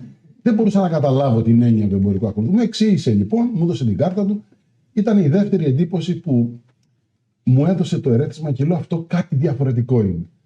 Επειδή είχα λοιπόν εγώ την τάση της εξωστρέφειας και ήθελα να φύγω έτσι από τη Σιτία, να αναζητήσω νέους κόσμους, ενεπλάκη στο κομμάτι των εξαγωγών για πολλά χρόνια, έχοντας μια οικογενειακή επιχείρηση όπου κάναμε εξαγωγές παραδοσιακά αρτοπλήματα, αλλά με εντελώς μορφή η οποία άγγιζε όχι μόνο το ευρωπαϊκό και το παγκόσμιο επίπεδο, μια επιχείρηση που μεγαλούρισε στο κομμάτι των εξαγωγών. Αυτό ήταν ένα ερέθισμα που έφυγα από τη Σιτία, πήγα στο Ηράκλειο. Πήγα στο Σύνδεσμο Εξαγωγέων Κρήτης, είμαι 7 ή 8 τριετίες, αν θυμάμαι καλά, εκλεγμένος. Από εκεί ήταν ένα ερέθισμα μετά και ενεπλάκη με τον ΟΠΕ, που ήμουνα δυστυχώς ο τελευταίος πρόεδρος του οργανισμού, το 2011 μέχρι το 2014, πρόεδρος και διευθύνων σύμβουλος. Δεν υπήρχε ποτέ στο μυαλό μου αυτή η σκέψη. Δηλαδή, όταν γνώρισα τον κύριο Τζεν, για μένα ήταν κάτι το οποίο πολύ εξωπραγματικό και μεγάλο. Το ότι εγώ μετά από κάποια χρόνια ήμουνα σε μια ίδια θέση που ήταν αυτός, για μένα δεν ήταν καν όνειρο. Έγινε όμως γιατί είχα πάντα αυτό το μεράκι με τις εξαγωγές. Θα έλεγα λοιπόν, για να μην σας κουράσω περισσότερο με το ποιος είμαι, ότι δεν είμαι θεωρητικός. Είμαι απόλυτα πρακτικός. Άκουσα με πάρα πολύ σεβασμό και σημείωσα και τους δύο καθηγητές, γιατί αυτές οι μακροαναλύσεις είναι που σου δίνουν το περίγραμμα του πώς κινούνται σε ένα πολύ μεγάλο και ευρύ τρόπο οικονομίες. πώς τις κινούν οι άνθρωποι, πώς τις κινούν οι κυβερνήτες, οι αγορές. Και χάρηκα που τους βάλαμε αριστερά και δεξιά και υπάρχουν και αυτές οι εκ διαμέτρου αντίθετες απόψεις του αν υπάρχει στρατηγική ή αν τελικά δεν υπάρχει στρατηγική και είναι ένας σταύρος μενόμενος εν ιαλοπολείο. Εγώ αυτό που το τελευταίο χρονικό διάστημα μου δόθηκε ευκαιρία πολλές φορές να πω, επειδή είμαι ένας άνθρωπος που είμαι καθημερινά με τους εξαγωγείς, μιλάω μαζί τους, αφουγκράζομαι τα προβλήματα, είμαι ένας από αυτούς. Αυτό έλεγα πάντα και στον ΟΠΕ όταν ήμουνα, που πολλές φορές πήγαμε σε εκθέσεις και έρχονταν οι υπουργοί και μου λέει: Μα τον ξέρεις, ο Μανώλης, ο Κώστας, ο Γιώργος. Λέω: Υπουργέ, μα εγώ μέχρι χθες ήμουν εκεί, είχα περίπτερο. Τους ξέρω όλους. Άρα λοιπόν εγώ εισπράττω αυτό το οποίο ζουν σήμερα οι εξαγωγείς μας. Τι είναι λοιπόν αυτό? Πρώτα απ' όλα θα πω δύο νούμερα που δεν είμαι λάτρης των αριθμών, αλλά όμως αυτή είναι η πραγματικότητα. Οι εξαγωγές μας το 2024 προς τις Ηνωμένες Πολιτείες ήταν 2.411.071.000. Οι εισαγωγές μας ήταν 2.147. Έχουμε ένα πλεόνασμα εμπορικό περίπου στα 265 εκατομμύρια ευρώ. Αυτό είναι ένα μικρό κόκκινο πανί, γιατί 265 εκατομμύρια τι να κάνουν μπροστά σε αυτό τον τεράστιο όγκο των συναλλαγών που έχει η Ευρωπαϊκή Ένωση, που έτσι για να σας δώσω να καταλάβετε έχει ένα πλεόνασμα 198 δισεκατομμυρίων ευρώ. Δηλαδή οι εξαγωγές μας ήταν 531 δις ως Ευρωπαϊκή Ένωση και οι εισαγωγές μας 333. Άρα αμέσως η Αμερική έχει ένα έλλειμμα 198 δισεκατομμυρίων ευρώ. Ακούω λοιπόν. Σε εμπόριο αγαθών. Αγαθών, καθαρά. Αν βάλετε και τις υπηρεσίες δεν το λογαριάζουν. Δεν το λογαριάζουν. Καθαρά λογαριάζει η Ευρώπη. Ναι. Και πρέπει να το λογαριάσει. Τις διαπραγματεύσεις προφανώς. Ακούμε λοιπόν τις πολιτικές αναλύσεις που λένε εντάξει τώρα είπα 4,9% του συνόλου των εξαγωγών. Αυτό λοιπόν που τους λέω εγώ το 4,9, τα 2,5 δις, εκ των οποίων τα 745 εκατομμύρια ευρώ ή το 31% είναι προϊόντα καθαρά του αγροδιατροφικού τομέα. Τι είναι αυτά τα 745 εκατομμύρια ευρώ? Τα έχω μάθει και τα νούμερα απ' έξω τόσες φορές που τα έχω πει. 214 εκατομμύρια είναι οι επιτραπέζιες ύλιες. Για να φτάσουν αυτό το νούμερο που είναι το 30% των εξαγωγών των επιτραπέζιων ελιών, έτσι. Το 1 τρίτο δηλαδή των παγκόσμιων εξαγωγών πάει μόνο στην Αμερική. Για να φτάσουν αυτές οι ελιές να μπουν σε ράφια, γιατί δεν είναι η ομογένεια. Η ομογένεια είναι ένας πυλώνας. Αλλά δεν είναι αρκετός για να απορροφήσει. Για να φτάσουν λοιπόν αυτές οι επιτραπέζιες ελιές 215 εκατομμύρια ευρώ, είναι μια προσπάθεια τουλάχιστον 30 ετών. Άρα, εμένα δεν με νοιάζει το 4,9 και ας με συγχωρήσουν αυτοί που βλέπουν τα νούμερα, τα μάκρο. Εμένα με νοιάζει ότι πίσω από τα 214 εκατομμύρια ευρώ υπάρχουν επιχειρήσεις οι οποίες εδράζουν στη Χαλκιδική, στην Άμφισσα, στην Καλαμάτα και πίσω από τις επιχειρήσεις υπάρχουν άνθρωποι, οι οποίοι άνθρωποι τι κάνουν? Είναι ο συνεκτικός κρίκος των τοπικών οικονομιών, ο συνεκτικός κρίκος των οικογενειών που κρατούν την περιφέρεια δυνατή και που το χρήμα εισραίει σε αυτές τις επιχειρήσεις και διαχέεται στην περιφέρεια. Όταν λοιπόν σήμερα μιλάμε ότι πρέπει να κρατήσουμε στις περιφέρειες τους ανθρώπους, δεν μπορούμε λοιπόν να παραγνωρίζουμε αυτό το γεγονός. Δεν μπορούμε να παραγνωρίζουμε το γεγονός ότι τα 89 εκατομμύρια που κάνουν τα ροδάκινα, που έχουν ήδη ένα δασμό 17%, που θα έρθει το 10 ή το 20 ή το οτιδήποτε υπάρχει, να κάτσει πάνω από αυτό, που είναι όλη η πέλα η μαθία, ροδάκινα, κεράσια, αχτινίδια που έχει πολύ μεγάλος αγώνας. Τα ροδάκινα το ξέρουν εδώ όλοι οι αγαπητοί εμπορικοί, με τους οποίους οφείλω να πω ότι είχα μια άριστη και έχω μια άριστη καθημερινή συνεργασία. Όλους εδώ, με τον κύριο Βάλα, με τον Δούκα, τον κύριο Σκρόνια, με όλους. Τα 90 εκατομμύρια λοιπόν αυτά είναι ένας αγώνας. Είμαστε η παγκόσμια δύναμη στα ροδάκινα. Δεν μπορεί κανείς να παραγνωρίσει λοιπόν και να λέει είναι το 4,9% των εξαγωγών μας. Και επειδή είναι το 4,9%, ποιες είναι οι πρώτες χώρες? Θα σας πω εγώ. Η Ιταλία έχει 5 δισεκατομμύρια 200. Το 70-75% είναι το ελαιόλαδο. Δεύτερη χώρα είναι η Γερμανία, 3,5 δις. Τρίτη η Κύπρος, 3,300, 3 δις 300. Εύκολη για τους Έλληνες εξαγωγείς. Τέταρτη η Βουλγαρία, 2 δις 900. Και πέμπτη είπαμε 2.411. Το 2.411 με την πρώτη που είναι το 5.200 δεν είναι μεγάλη απόσταση. Άρα δεν μπορούμε να παραγνωρίζουμε αυτό το γεγονός. Ούτε μπορούμε να παραγνωρίζουμε το γεγονός ότι τα 73 εκατομμύρια είναι τα γαλακτοκομικά, τα 68 εκατομμύρια είναι το λάδι, που από αυτά τα 14 είναι μόνο από την Κρήτη. Το λέω και με την άλλη ιδιότητα. προϊόντα τύπου πιπεριές, αντιπάστη, όλα αυτά και αυτά τοποθετημένα σε ράφια, ή 19 εκατομμύρια το κρασί. Να πει για τα 19 εκατομμύρια κάνεις έτσι. Φυσικά και κάνω έτσι. Διότι οι υγιεινοπαραγωγοί έχουν κάνει ένα πολύ μεγάλο αγώνα να πουλήσουν επώνυμα ποιοτικά κρασιά σε αρκετά καλές τιμές στα αμερικάνικα εστιατόρια και όχι μόνο στην οικογένεια. Άρα λοιπόν δεν παραγνωρίζω τίποτα από αυτούς τους αριθμούς. Αυτές είναι οι άμεσες επιπτώσεις στην πιθανή επιβολή του 10 ή του 20%. Οι έμεσες επιπτώσεις. Με παίρνουν οι ροδακινοπαραγωγοί και μου λέγανε, αν τηρήσει η αγορά της Αμερικής για τα ροδάκινα με το 245, το είπατε, θα έρθει ο Κινέζος να φέρει τα προϊόντα εδώ, που δεν θα έχει δασμό. Το προϊόν του είναι φτηνότερο και προφανώς υποδέστερο, γιατί αν ανοίξετε μια κονσέρβα δική μας είναι το χρυσάφι και το άλλο είναι ένας ξεθοριασμένος ήλιος. Εγώ το έχω δει με τα μάτια μου. Στην Κίνα το έχουμε κάνει τεστ σε Κινέζους παραγωγούς. Άρα λοιπόν σου λέει, εγώ θα έχω διπλό πρόβλημα. Πρώτον, εκεί που θα έχω δασμό, και δεύτερον, του κλείνει την πόρτα του Κινέζου και θα έρθει να το στρέψει εδώ. Μα δεν είναι μόνο αυτά τα προϊόντα. Είναι και τα άλλα που είπαν οι καθηγητές που θα έρθουν να στραφούν εδώ. Είναι οι έμεσες λοιπόν επιπτώσεις που θα δεχθεί η ευρωπαϊκή οικονομία και κατ' επέκταση οι ελληνικές εξαγωγές. Όταν έχουμε λοιπόν πρώτη χώρα την Ιταλία και δεύτερη τη Γερμανία και έχουμε τους δασμούς στα αυτοκίνητα και θα δεχθεί ένα πλήγμα η γερμανική αυτοκίνητο-βιομηχανία, απλά μαθηματικά τι θα κάνει? Ή θα πρέπει να βρει αλλού αγορές, το οποίο δεν είναι εύκολο. Είπατε εσείς πόσο χρονικό διάστημα, πιστέψτε εμείς εμπορικά πόσο δύσκολο είναι που ακούμε την καραμέλα των τρίτων χωρών. Ναι, συμφωνώ, είναι δρόμος, αλλά δεν είναι δρόμος του σήμερα. Είναι δρόμος που θέλει στρατηγική και στήριξη πολιτικά για να μπορείς να ανοίξεις αγορές. Όταν λοιπόν δεν μπορεί να στρέψει την αγορά της η Γερμανία από τη μία μέρα στην άλλη σε νέες χώρες, τι θα πρέπει να κάνει? Ή να μειώσει την παραγωγή. Άμα μειώσει την παραγωγή, τι θα κάνει? Θα πρέπει να διώξει προσωπικό. Άμα διώξει προσωπικό, ο Γερμανός καταναλωτής που αγοράζει τα δικά μας τα προϊόντα δεν θα μπορεί να πλώσει το χέρι στην τσέπη με την ευκολία που τα αγόραζε πριν. Άρα λοιπόν όλος αυτός ο παγκόσμιος ταραχτάς που γίνεται, η παγκόσμια ανακατοσούρα, εγώ δεν θέλω να επαναλάβω τα λόγια των δύο προλαλισσάντων καθηγητών που τα περιέγραψαν πάρα πολύ καλά με τα μάκρο μεγέθη, εγώ το λέω πάρα πολύ απλά.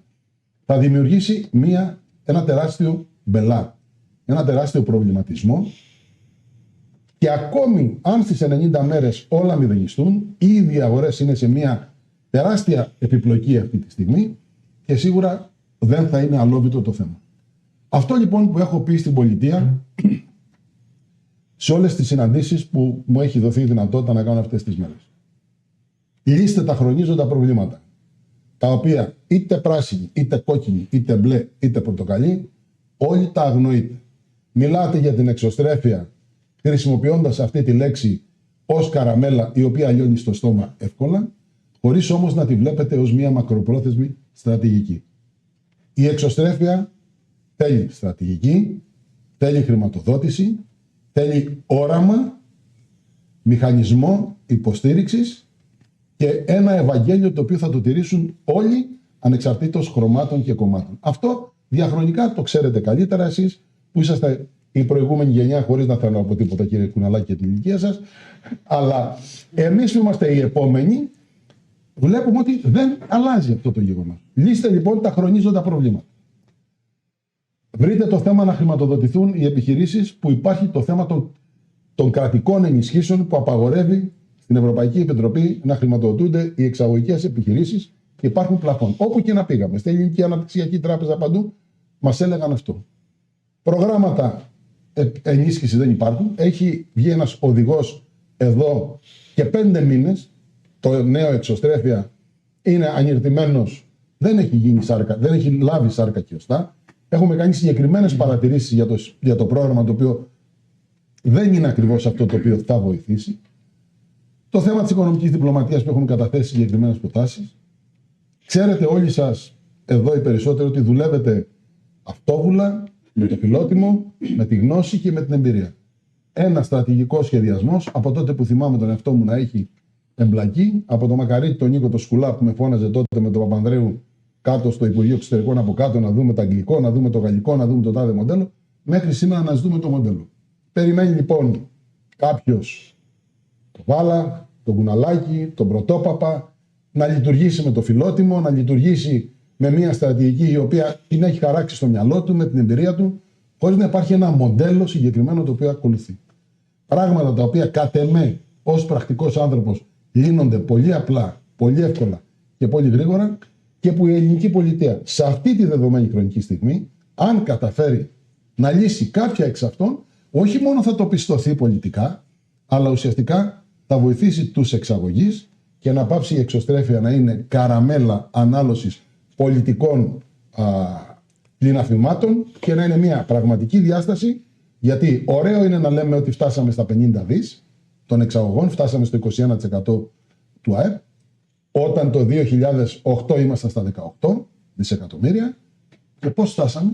Πείτε μου διαχρονικά μέσα σε αυτά τα 17 χρόνια από το 8 μέχρι το 25, όλες τις κυβερνήσεις που πέρασαν, ποιες ήταν εκείνες οι συγκροτημένες πολιτικές που έκαναν για να ενισχύσουν τους εξαγωγείς και τις εξαγωγές γενικότερα. Όταν οι εξαγωγές πάνε καλά, όλοι βγαίνουμε και λέμε πάρα πολύ ωραία, πήγαμε καλά, μειώνουμε το εμπορικό που δεν μειώνεται. Όταν δεν πάνε καλά, ψάχνουμε να βρούμε τι φταίει και λέμε οι τρίτες χώρες και όλα αυτά τα παραμύθια. Δώστε λοιπόν αυτή τη στιγμή τη βοήθεια. Είναι η καταλληλότερη στιγμή, γιατί αν δεν αντιδράσουμε τώρα, που είναι μια τεράστια παγκόσμια αναταραχή, τότε τα πράγματα θα είναι δύσκολα και πιστέψτε με, είμαι φύση αισιόδοξος άνθρωπος, αλλά οφείλω να καταγράψω την αλήθεια, τον προβληματισμό που συναντώ καθημερινά από το μικρό εξαγωγέα μέχρι το πιο μεγάλο. Αυτά ήθελα να πω εγώ. Ευχαριστώ πολύ. Ευχαριστούμε κύριε Καλαμπόκη που θίξατε ακόμα και τα χρονίζοντα προβλήματα. Πολλοί εξημών τα γνωρίσαμε πριν ξεκινήσουμε αυτή την καριέρα. Τελειώσαμε την καριέρα, την ολοκληρώσαμε και τα ξαναβλέπουμε και τα συζητάμε. Και θα ολοκληρώσουμε το σημερινό πάνελ με τον συνάδελφό μου τον κύριο Θεοδόση Βάλα. Είναι αντιπρόεδρος του Συλλόγου Αφιπηρετησιάτων Διπλωματικών Υπαλλήλων Οικονομικών και Εμπορικών. Πρέπει να κάνετε rebranding. Ναι. Ευδοκίμως μέχρι να... Και έχει τεράστια εμπειρία σε διάφορες πρωτεύουσες όπου ήταν σαν προϊστάμενος των Γραφείων Οικονομικών και Εμπορικών Υποθέσεων των πρεσβειών μας, μεταξύ των οποίων και στην Ουάσιγκτον, και από την εμπειρία αυτή που απέκτησε στην Ουάσιγκτον θα θέλαμε σήμερα να ακούσουμε και τα φώτα του σε αυτά που συμβαίνουν πρόσφατα. Ευχαριστώ Βασίλη. Καταρχάς ένα δημόσιο ευχαριστώ στον κύριο Τζορδανίδη και στον κύριο Αναστασόπουλο για την διαχρονική τους βοήθεια και για τη φιλοξενία τους σε αυτό το χώρο. Θα προσπαθήσω να συνοψίσω όσο μπορώ τα 5,5 χρόνια που έζησα στις Ηνωμένες Πολιτείες σε ένα πολύ κρίσιμο διάστημα. Τοποθετήθηκα το 2013. Εκπροσώπησα τη χώρα μας στις διαπραγματεύσεις της Ευρωπαϊκής Ένωσης με τις Ηνωμένες Πολιτείες, στην συμφωνία που είχε ξεκινήσει το 2010, τη λεγόμενη TTIP, Transatlantic Trade Investment Partnership.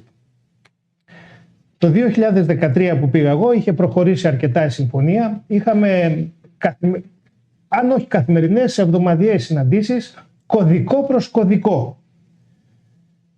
Από την χώρα μας, από τη διοίκηση, η μόνη οδηγία που είχα ήταν για τα προϊόντα POP, για τα προϊόντα ονομασίας προέλευσης. Το οποίο σας λέω από τώρα ότι ουδέποτε θα το δεχθεί η διοίκηση των Ηνωμένων Πολιτειών. Είναι κάτι τελείως έξω από τη δική τους λογική. Το θεωρούν κοροϊδία. Πηγαίναμε κωδικό προς κωδικό, είχαμε φτάσει το 2015, η συμφωνία αυτή, οι αναλύσεις λέγανε ότι θα δημιουργήσει ένα εμπόριο 130 δις περίπου εξαγωγές από την Ευρωπαϊκή Ένωση προς τις Ηνωμένες Πολιτείες και εμείς θα παίρναμε το μερίδιό μας, 100 δις Ηνωμένες Πολιτείες προς την Ευρώπη και άλλα 100 δις ο υπόλοιπος κόσμος. Αυτά λέγανε οι ακαδημαϊκές αναλύσεις. Το 2015 κοντεύαμε να την τελειώσουμε. Είχαμε φτάσει σε αυτά τα κεφάλαια που λεγόταν end game. Δηλαδή εκεί που δεν μπορούσαμε να συμφωνήσουμε, θα άρχιζε ένα παζάρι, πάρτε εσείς αυτό. Και τι ήταν αυτά τα περισσότερα? Τα περισσότερα ήταν στον αγροδιατροφικό τομέα. Σε όλους τους άλλους τομείς τα είχαμε βρει. Τα είχαν βρει δηλαδή οι μεγάλες διοικήσεις, η Γαλλία και η Γερμανία, με τις Ηνωμένες Πολιτείες. Εκεί που είχαμε το μεγαλύτερο πρόβλημα εμείς με τα προϊόντα POP, ήμασταν οι Μεσόγειοι, εκεί δεν τα είχαμε βρει. Και δεν θα τα βρίσκαμε ποτέ. Οι Ηνωμένες Πολιτείες θέλανε η Ευρώπη να δεχτεί τα μεταλλαγμένα και δεν το δεχόταν, γιατί το πράγμα πολιτικοποιεί το πάρα πολύ. Και επίσης θέλανε να δεχτούμε τις ορμόνες. Ούτε αυτό θα το δεχόταν η Ευρώπη, γιατί το πράγμα γινόντουσαν διαδηλώσεις στις Βρυξέλλες, έξω από το κοινοβούλιο. Οι Αμερικάνοι λέγανε ότι βρείτε μας μία ανάλυση ότι αυτά είναι βλαβερά προς τον άνθρωπο. Οι Ευρωπαίοι λέγανε τα δικά τους. Εν πάση περιπτώσει, κυβέρνηση Ομπάμα. Και στην Ελλάδα ΣΥΡΙΖΑ. Και κρίση. Ήμουνα το πιο δημοφιλές άτομο από όλους. Με ζητάγανε να μιλήσω για την Ελλάδα, πανεπιστήμια, think tanks, λομπίστες, funds. Γιατί η κρίση της Ελλάδος μπορούσε να μεταδοθεί σε όλο τον δυτικό κόσμο.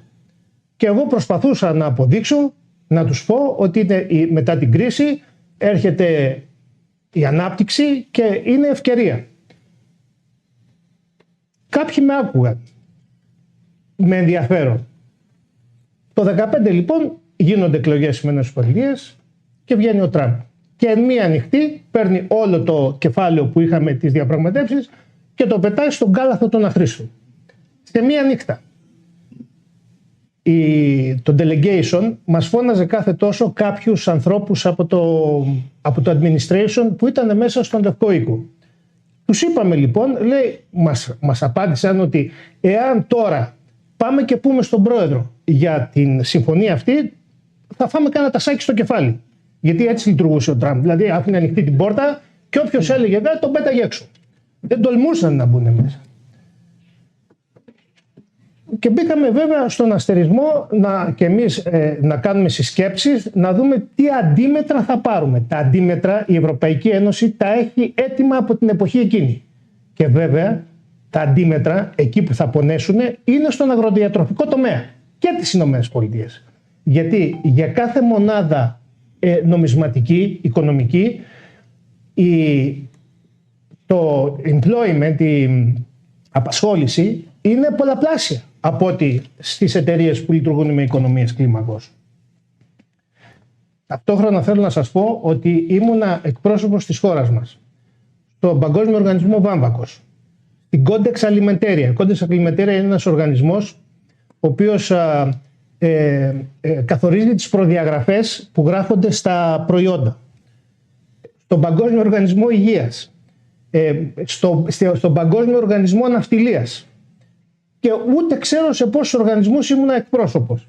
Η εμπειρία που συσσόρευσα από τους ανθρώπους που άκουσα σε όλους αυτούς τους οργανισμούς ήταν τεράστια. Και πού καταλήγω? Ότι λέμε ότι αν υπήρχε στρατηγική ή δεν υπήρχε στρατηγική. Δεν ξέρω αν υπήρχε στρατηγική ή δεν υπήρχε, αλλά υπήρχε έντονος προβληματισμός και στους δημοκρατικούς και στους ρεπουμπλικάνους. Ότι το σύστημα έτσι πως είχε δομηθεί δεν πάει καλά. Και τι φοβόνται? Την Κίνα. Όλοι, ο κοινός παρονομαστής, η Κίνα, ότι θα τους ξεπεράσει. Γιατί να θυμηθούμε ότι αυτά που είπε ο καθηγητής, ο κ. καθηγητής, ότι μετά το δεύτερο παγκόσμιο δεν ήταν πρώτη φορά που είχαμε κρίση στο διεθνές εμπόριο. Κρίσεις είχαμε και το 30 και το 29 και το 45, συνεχώς είχε κρίσεις. Και οι κρίσεις δεν είναι κρίσεις εμπορίου, είναι κρίσεις του νομισματικού συστήματος. Είχαν συμφωνήσει λοιπόν όλες οι χώρες στον κανόνα του Keynes, μετά τον Bretton Woods, με το χρυσό κτλ. Τα θυμόμαστε όλα αυτά. Επί Ρίγκαν έπαψε να ισχύει ο κανόνας του χρυσού και ήταν το παγκόσμιο νόμισμα, το δολάριο, το οποίο κυριαρχούσε στις αγορές. Λοιπόν, έρχεται λοιπόν ο Τραμπ τότε όταν βγήκε και λέει ότι έβαλε δασμούς. Γιατί έβαλε δασμούς? Πίστευε ότι βάζοντας δασμούς θα γύρναγε ο Μάικλ Κόρς και θα ξανά φτιάχνε ρούχα και τσάντες στην Αμερική, ή θα ξαναγεννιόταν η μεταλλουργία? Απίθανο. Εγώ πήγα και τις είδα τις μεταλλουργίες, έχουν μείνει 100 χρόνια πίσω. 100 χρόνια πίσω οι μεταλλουργίες, 100 χρόνια μπροστά οι εταιρείες υψηλής τεχνολογίας που είναι στο Σιάτλ, όλες μαζεμένες στο Σιάτλ. Να δούμε τότε, εκείνη και δεν αλλάξαν τα μακροοικονομικά. Πώς ήταν τα μακροοικονομικά των ΗΠΑ? Ανεργία. Δεν υπήρχε ανεργία. Τριβής. Έχανες τη δουλειά σου, σε 3 μήνες έβρισκες δουλειά. Μπορεί να έφευγες από το Μέριλαντ να πήγαινες στην Αταλάντα. Μπορεί από την Αταλάντα να πήγαινες στη Φιλαδέλφια. Αλλά δουλειά θα έβρισκες. Όταν ξεκίνησε η παγκοσμιοποίηση, 17-3 ΑΕΠ οι Ηνωμένες Πολιτείες, 17-3 είναι η Ευρωπαϊκή Ένωση. Μετά, όταν βγήκε ο Ρίγκαν, 27-3 οι Ηνωμένες Πολιτείες, 17-3 η Ευρωπαϊκή Ένωση. Ανεργία 0. Πληθωρισμός 3%. Ανάπτυξη 3,5%. Δηλαδή ενάρετος κύκλος. Τι τους απασχολούσε? Μήπως είναι απροστάτευτοι? Απροστάτευτοι δεν ήταν ούτε πριν τους δασμούς.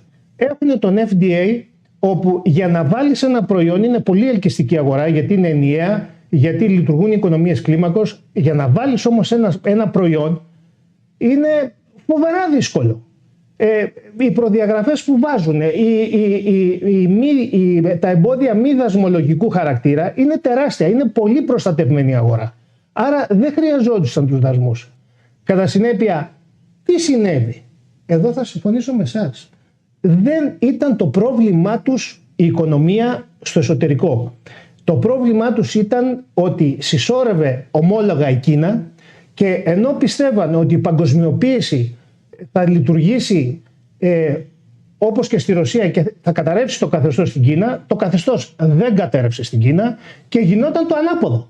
Δηλαδή αρχίσανε κινέζικες εταιρείες να εξαγοράζουν αμερικάνικες, γιατί είχαν πληθώρα δολαρίων και πληθώρα ομολόγων. Άρα όλοι αναγνώριζαν ότι ήταν μια απειλή, συστημική απειλή για τις Ηνωμένες Πολιτείες. Κατά συνέπεια, είτε δημοκρατική, είτε μπορεί ο πρόεδρος Τραμπ να έλεγε με μπρουτάλ τρόπο αυτά τα οποία τα ενστερνίζονταν άνθρωποι με πολύ βαθιά πανεπιστημιακοί, άνθρωποι με πολύ βαθιά γνώση του συστήματος. Αρχίζουν λοιπόν να προβληματίζονται πώς θα ξανασχεδιαστεί το παγκόσμιο σύστημα. Και αν δεχθούμε, όπως σας είπα σε μια προηγούμενη συνάντηση που κάναμε, και το πιστεύω ότι έγινε μια νέα Γιάλτα, γεωπολιτικά ξαναχωρίστηκε ο κόσμος, δεν μπορεί να χωριστεί γεωπολιτικά ο κόσμος χωρίς να ξαναχωριστεί και γεωοικονομικά. Βλέπετε ότι οι BRICS λένε για δικό τους νόμισμα και αμφισβητούν την κυριαρχία του δολαρίου. Βλέπετε ότι υπάρχει ένας έντονος προβληματισμός γύρω ποιο θα γίνει το αποθεματικό. Θα ξαναγίνει το χρυσός και ο χρυσός πάει στο Θεό. Θα ξαναγίνει το κρυπτονόμισμα και ξαφνικά τα κρυπτονομίσματα. Άρα υπάρχει ένας έντονος προβληματισμός σε ακαδημαϊκό επίπεδο πώς θα ξανασχεδιαστεί όλο αυτό το σύστημα. Ας έρθουμε λοιπόν τώρα στα δικά μας. Γιατί ο κύριος Καλαμπόκης δικαίως ανησυχεί για την ελληνική οικονομία, για τους παραγωγούς εδώ. Γιατί βέβαια αυτό μας ανησυχεί. Όταν μπήκαν οι πρώτοι δασμοί, που ξεκίνησε ο Τραμπ, άρχισαν να διαπραγματεύονται οι Αμερικάνοι χώρα με χώρα. Διαφορετικά λέγανε δεν υπάρχει Ευρωπαϊκή Ένωση, τι Ευρωπαϊκή Ένωση, σαν κλαμάρες. Όποιος θέλει να έρθει οι Γερμανοί, τους Γερμανούς δεν θέλουν να τους βλέπουν για δικούς τους, για άλλους λόγους. Με εμάς ήταν πιο διαλλακτικοί. Εγώ δεν πιστεύω ότι, καταρχάς να σας πω ότι τα μη δασμολογικά εμπόδια σε διάφορα προϊόντα τα είχαμε και με τον FDA. Δηλαδή όταν ξαφνικά η παραγωγή στην Καλιφόρνια είχαν μεγάλη παραγωγή ροδάκινου, αρχίζανε τα όργανα. Όταν η παραγωγή στην Καλιφόρνια βγάζανε λάδι, άρχισανε ένας πόλεμος με το λάδι. Και δεν χρειαζόταν δασμούς για να μας πετάξουν έξω. Βάζανε κάτι, λέγανε κάτι σαν χλαμάρες εκεί, μέναν τα πλοία στα λιμάνια, λοιπόν καταστρεφόντουσαν τα προϊόντα. Τελειώνω. Δεν ξέρω. Έχω πολλά να πω, αλλά θα προσπαθήσω να τα συνοψίσω. Λοιπόν, δεν πιστεύω ότι στις ελιές είμαστε πρώτος κωδικός στις ΗΠΑ. Το αγροδιατροφικό προϊόν της Ελλάδος στις ΗΠΑ χαίρει μεγάλης εκτιμήσεως και θα το πάρει ο καταναλωτής και με 20% παραπάνω. Στη φέτα, να σας πω τι είναι στη φέτα. Που είναι ένα από τα βασικά μας προϊόντα που εξάγουμε. Βγάλανε οι Αμερικάνοι, όταν βάλανε 20% στα τυριά, βάζουν στη φέτα και 20% στη φέτα και βγάζουν κάποια απ' έξω. Το πεκορίνο και κάποια άλλα. Το γράφω εγώ στη διοίκηση εδώ, τα βάζουν μαζί μου γιατί εγώ δεν είχα καταφέρει να βάλω και τη φέτα απ' έξω.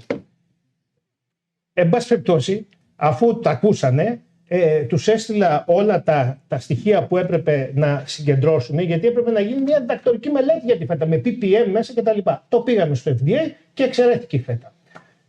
Για τα χαλιβουργικά. Στο αλουμίνιο δεν έχουμε πρόβλημα, γιατί ούτως ή άλλως τα προφίλ αλουμινίου που εξάγουμε δεν κάνουν για την Αμερική. Στα χαλιβουργικά, στο χάλιβα, είναι μια εταιρεία που κάνει μεγάλες εξαγωγές. Τις βάλανε δασμούς, τις βάλανε anti-dumping. Μία από τις μεγαλύτερες στιγμές της καριέρας μου ήταν ότι πήγα και κατέθεσα στο Κογκρέσο να βγούμε από το anti-dumping. Γιατί το στυλ που εξάγουμε εμείς είναι για τις εταιρείες drilling, είναι ειδικό στυλ, το παράγει μόνο η δική μας εταιρεία εδώ και δεν είναι σαν το τουρκικό ή το ινδικό ατσάλι. Εν κατακλείδη ήταν μικρή η ζημιά που πάθαμε ως χώρα και μικρή είναι η ζημιά που θα πάθουμε. Δεν νομίζω ότι θα μας στήξει πάρα πολύ. Έχουμε την ομογένεια, χαίρουμε εκτίμησης στην αγορά των ΗΠΑ. Έχουμε, παρόλο που είμαστε μικρή χώρα, είμαστε μεγάλοι σαν όνομα και δεν μπορούμε να κάνουμε και τίποτα. Γιατί η εξωτερική πολιτική ανήκει στον πρόεδρο, η εξωτερική δασμολογική πολιτική ανήκει στο USTR, United States Trade Representative, ο οποίος δεν είναι εκλεγμένος, είναι τοποθετημένος από τον πρόεδρο, δεν ανήκει στους υπουργούς, στον Υπουργό Εμπορίου, στον Υπουργό Εξωτερικών, ανήκει στο USTR.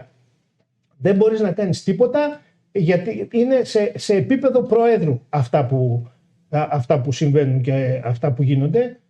Κατά συνέπεια, αυτό που μπορούμε να κάνουμε είναι σε ευρωπαϊκό επίπεδο, γιατί έχουμε φτιάξει μια Ευρωπαϊκή Ένωση, βάλαμε το κάρο μπροστά από τα άλογα, υπό την έννοια ότι είναι η πρώτη φορά στην ιστορία που έγινε ένωση οικονομική χωρίς να υπάρχει πολιτική ένωση. Αυτό είναι μια ανισορροπία και η Ευρωπαϊκή Ένωση θα το βρίσκει μπροστά τη συνέχεια. Εγώ δεν μπορώ να καταλάβω γιατί σε όλους αυτούς τους οργανισμούς που σας ανέφερα, σταδιακά αντικατασταθήκαμε από την Ευρωπαϊκή Ένωση. Αυτός ήταν και ο ρόλος μου εκεί στον οργανισμό Βάμβακος, στην Κόντεξ Αλιμεντέρια. Σιγά σιγά δεν υπάρχει εθνικός εκπρόσωπος, υπάρχει ευρωπαϊκός εκπρόσωπος και όλος ο διαλογισμός γίνεται στις Βρυξέλλες και οι θέσεις είναι κοινές. Γιατί δεν έχει γίνει το ίδιο στο Διεθνές Νομισματικό Ταμείο και στην Παγκόσμια Τράπεζα, που εκεί είναι η καρδιά του συστήματος. Εάν δεν γίνει αυτό το πράγμα, θα μας σπάνε σε 20 κομμάτια. Δεν υπάρχει περίπτωση 27, δεν υπάρχει περίπτωση Ηνωμένες Πολιτείες, ο διοικητής της Καλιφόρνιας να κάνει διαπραγματεύσεις για το εμπόριο της Καλιφόρνιας. Τις κάνει η κεντρική, το κάνει η Federal. Λοιπόν, σε αυτό το επίπεδο το ευρωπαϊκό πρέπει να ενώσουμε, κατά την άποψή μου, τις φωνές μας με αυτά που λέει ο Ντράγκη και να προχωρήσει με γρήγορο βήμα η Ευρωπαϊκή Ένωση. Και σε εθνικό επίπεδο δικό μας, νομίζω ότι αυτό που πρέπει να κάνουμε και αυτό που έχουμε υποχρέωση να κάνουμε από την εμπειρία μας είναι να κοιτάξουμε το θεσμικό. Στο θεσμικό θα σας πω μια ιστορία και τελειώνει η εισήγηση μου εκεί. Γιατί έχει ενδιαφέρον η ιστορία. Όταν πήγα, νομίζω θα αρέσει και στον κύριο Καλαμπόκη, όταν δεν είχα ανοίξει τις βαλίτσες μου ακόμα και μου έρχεται ένα email, μου το φέρνει η συνάδελφός μου, κυρία Ξηδιά, μου το φέρνει και μου το κομπάει κάπου στο γραφείο, από τον αντικαταστάτη του κυρίου Καλαμπόκη στον ΟΠΕ, όπου μου λέει να μας κάνεις ένα πρόγραμμα δράσεων για τις ΗΠΑ. Το απαντάω εγώ εγγράφος, με έγγραφο, κοινοποίηση σε όλο τον κόσμο. Ότι βεβαίως, αλλά συντονίζει το Υπουργείο Εξωτερικών και επειδή υπάρχουν αλληλοκαλύψεις, δηλαδή δράσεις στα επιμελητήρια, δράσεις στο Α, δράσεις στο Β, δράσεις στο Γ, δράσεις στο Π. Πήγαινε στο Υπουργείο Εξωτερικών. Enterprise. Ναι, πήγαινε στο Υπουργείο Εξωτερικών να συντονίσουμε τις δράσεις και από εκεί θα σου απαντήσω εγώ. Το παίρνει ο αντικαταστάτης και το πάει στο Μηταράκι. Τον κάνει έξαλλο το Μηταράκι και ο Μηταράκης το πάει στο Σαμαρά. Και από το Σαμαρά έρχεται στο Γενικό Γραμματέα να με ξυλώσουν. Μια εβδομάδα δεν είχα καθίσει. Σε μια εβδομάδα με ξυλώσουν. Εγώ δεν είμαι αφιπηρετής σας. Λοιπόν, συγγνώμη. Το πράγμα φτάνει στον Υπουργό. Υπουργός ο Βενιζέλος.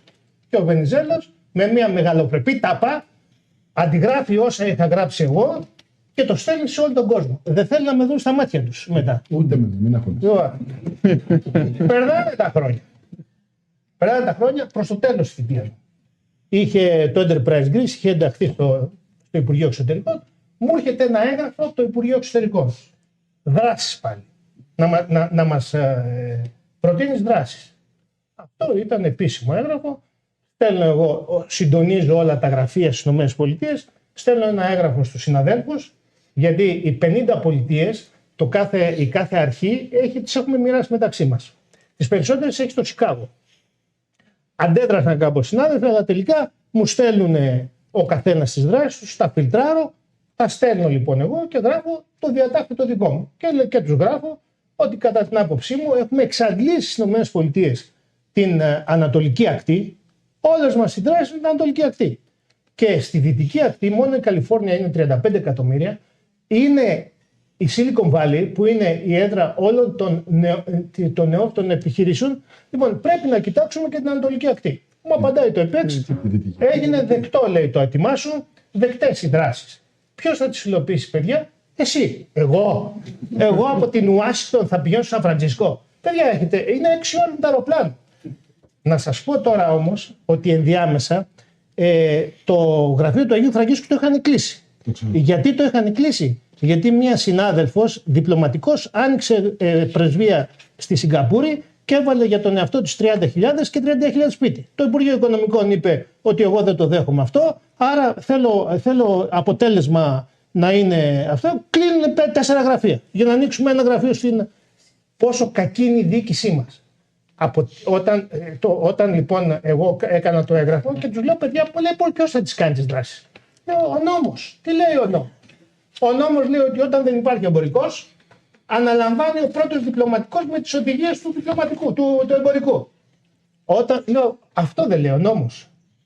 Λέω, στέλνω λοιπόν στο Ξενιτέλη ένα έγγραφο και του λέω, θα υλοποιήσεις τις δράσεις. Μην λες ονόματα. Εντάξει, δεν λέω ονόματα. Θυσμός. Να το πάρεις πίσω το έγγραφο. Δεν παίρνω πίσω τίποτα. Θα υλοποιηθούν οι δράσεις έτσι όπως είπα. Θα παίρνει εντολές από μένα και θα υλοποιήσει τις δράσεις. Ανοίξαν τον Άγιο Φραγκίσκο. Αποφάσισαν και λοιπόν έπρεπε να φτάσουμε εκεί. Έχουμε ευθύνη να λειτουργήσει καλύτερα και πιο ορθολογικά το σύστημά μας. Μόνο αυτό μπορούμε να κάνουμε. Τίποτα άλλο.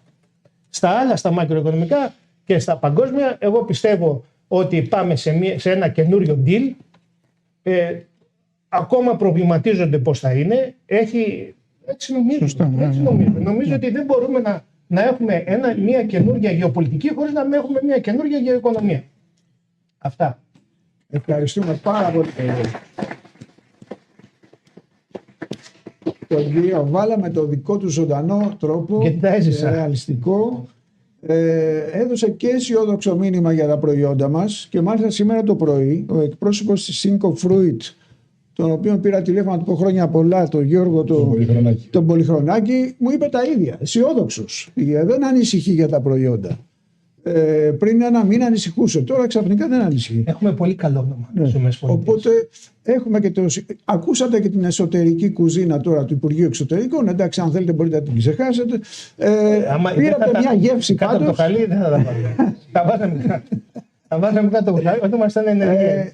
Έχουμε λίγο χρόνο για ερωτήσεις, κύριε Τσαρδανίδη. Ναι, εσείς θα κανονίζετε. Ναι, δεν ξέρω μέχρι πότε έχουμε την αίθουσα. Λοιπόν, όποιος θέλει να θέσει κάποια ερώτηση στους ομιλητές, απλώς θα παρακαλούσα να λέτε το όνομά σας, τι εκπροσωπείτε και σε ποιον απευθύνει το ερώτημα.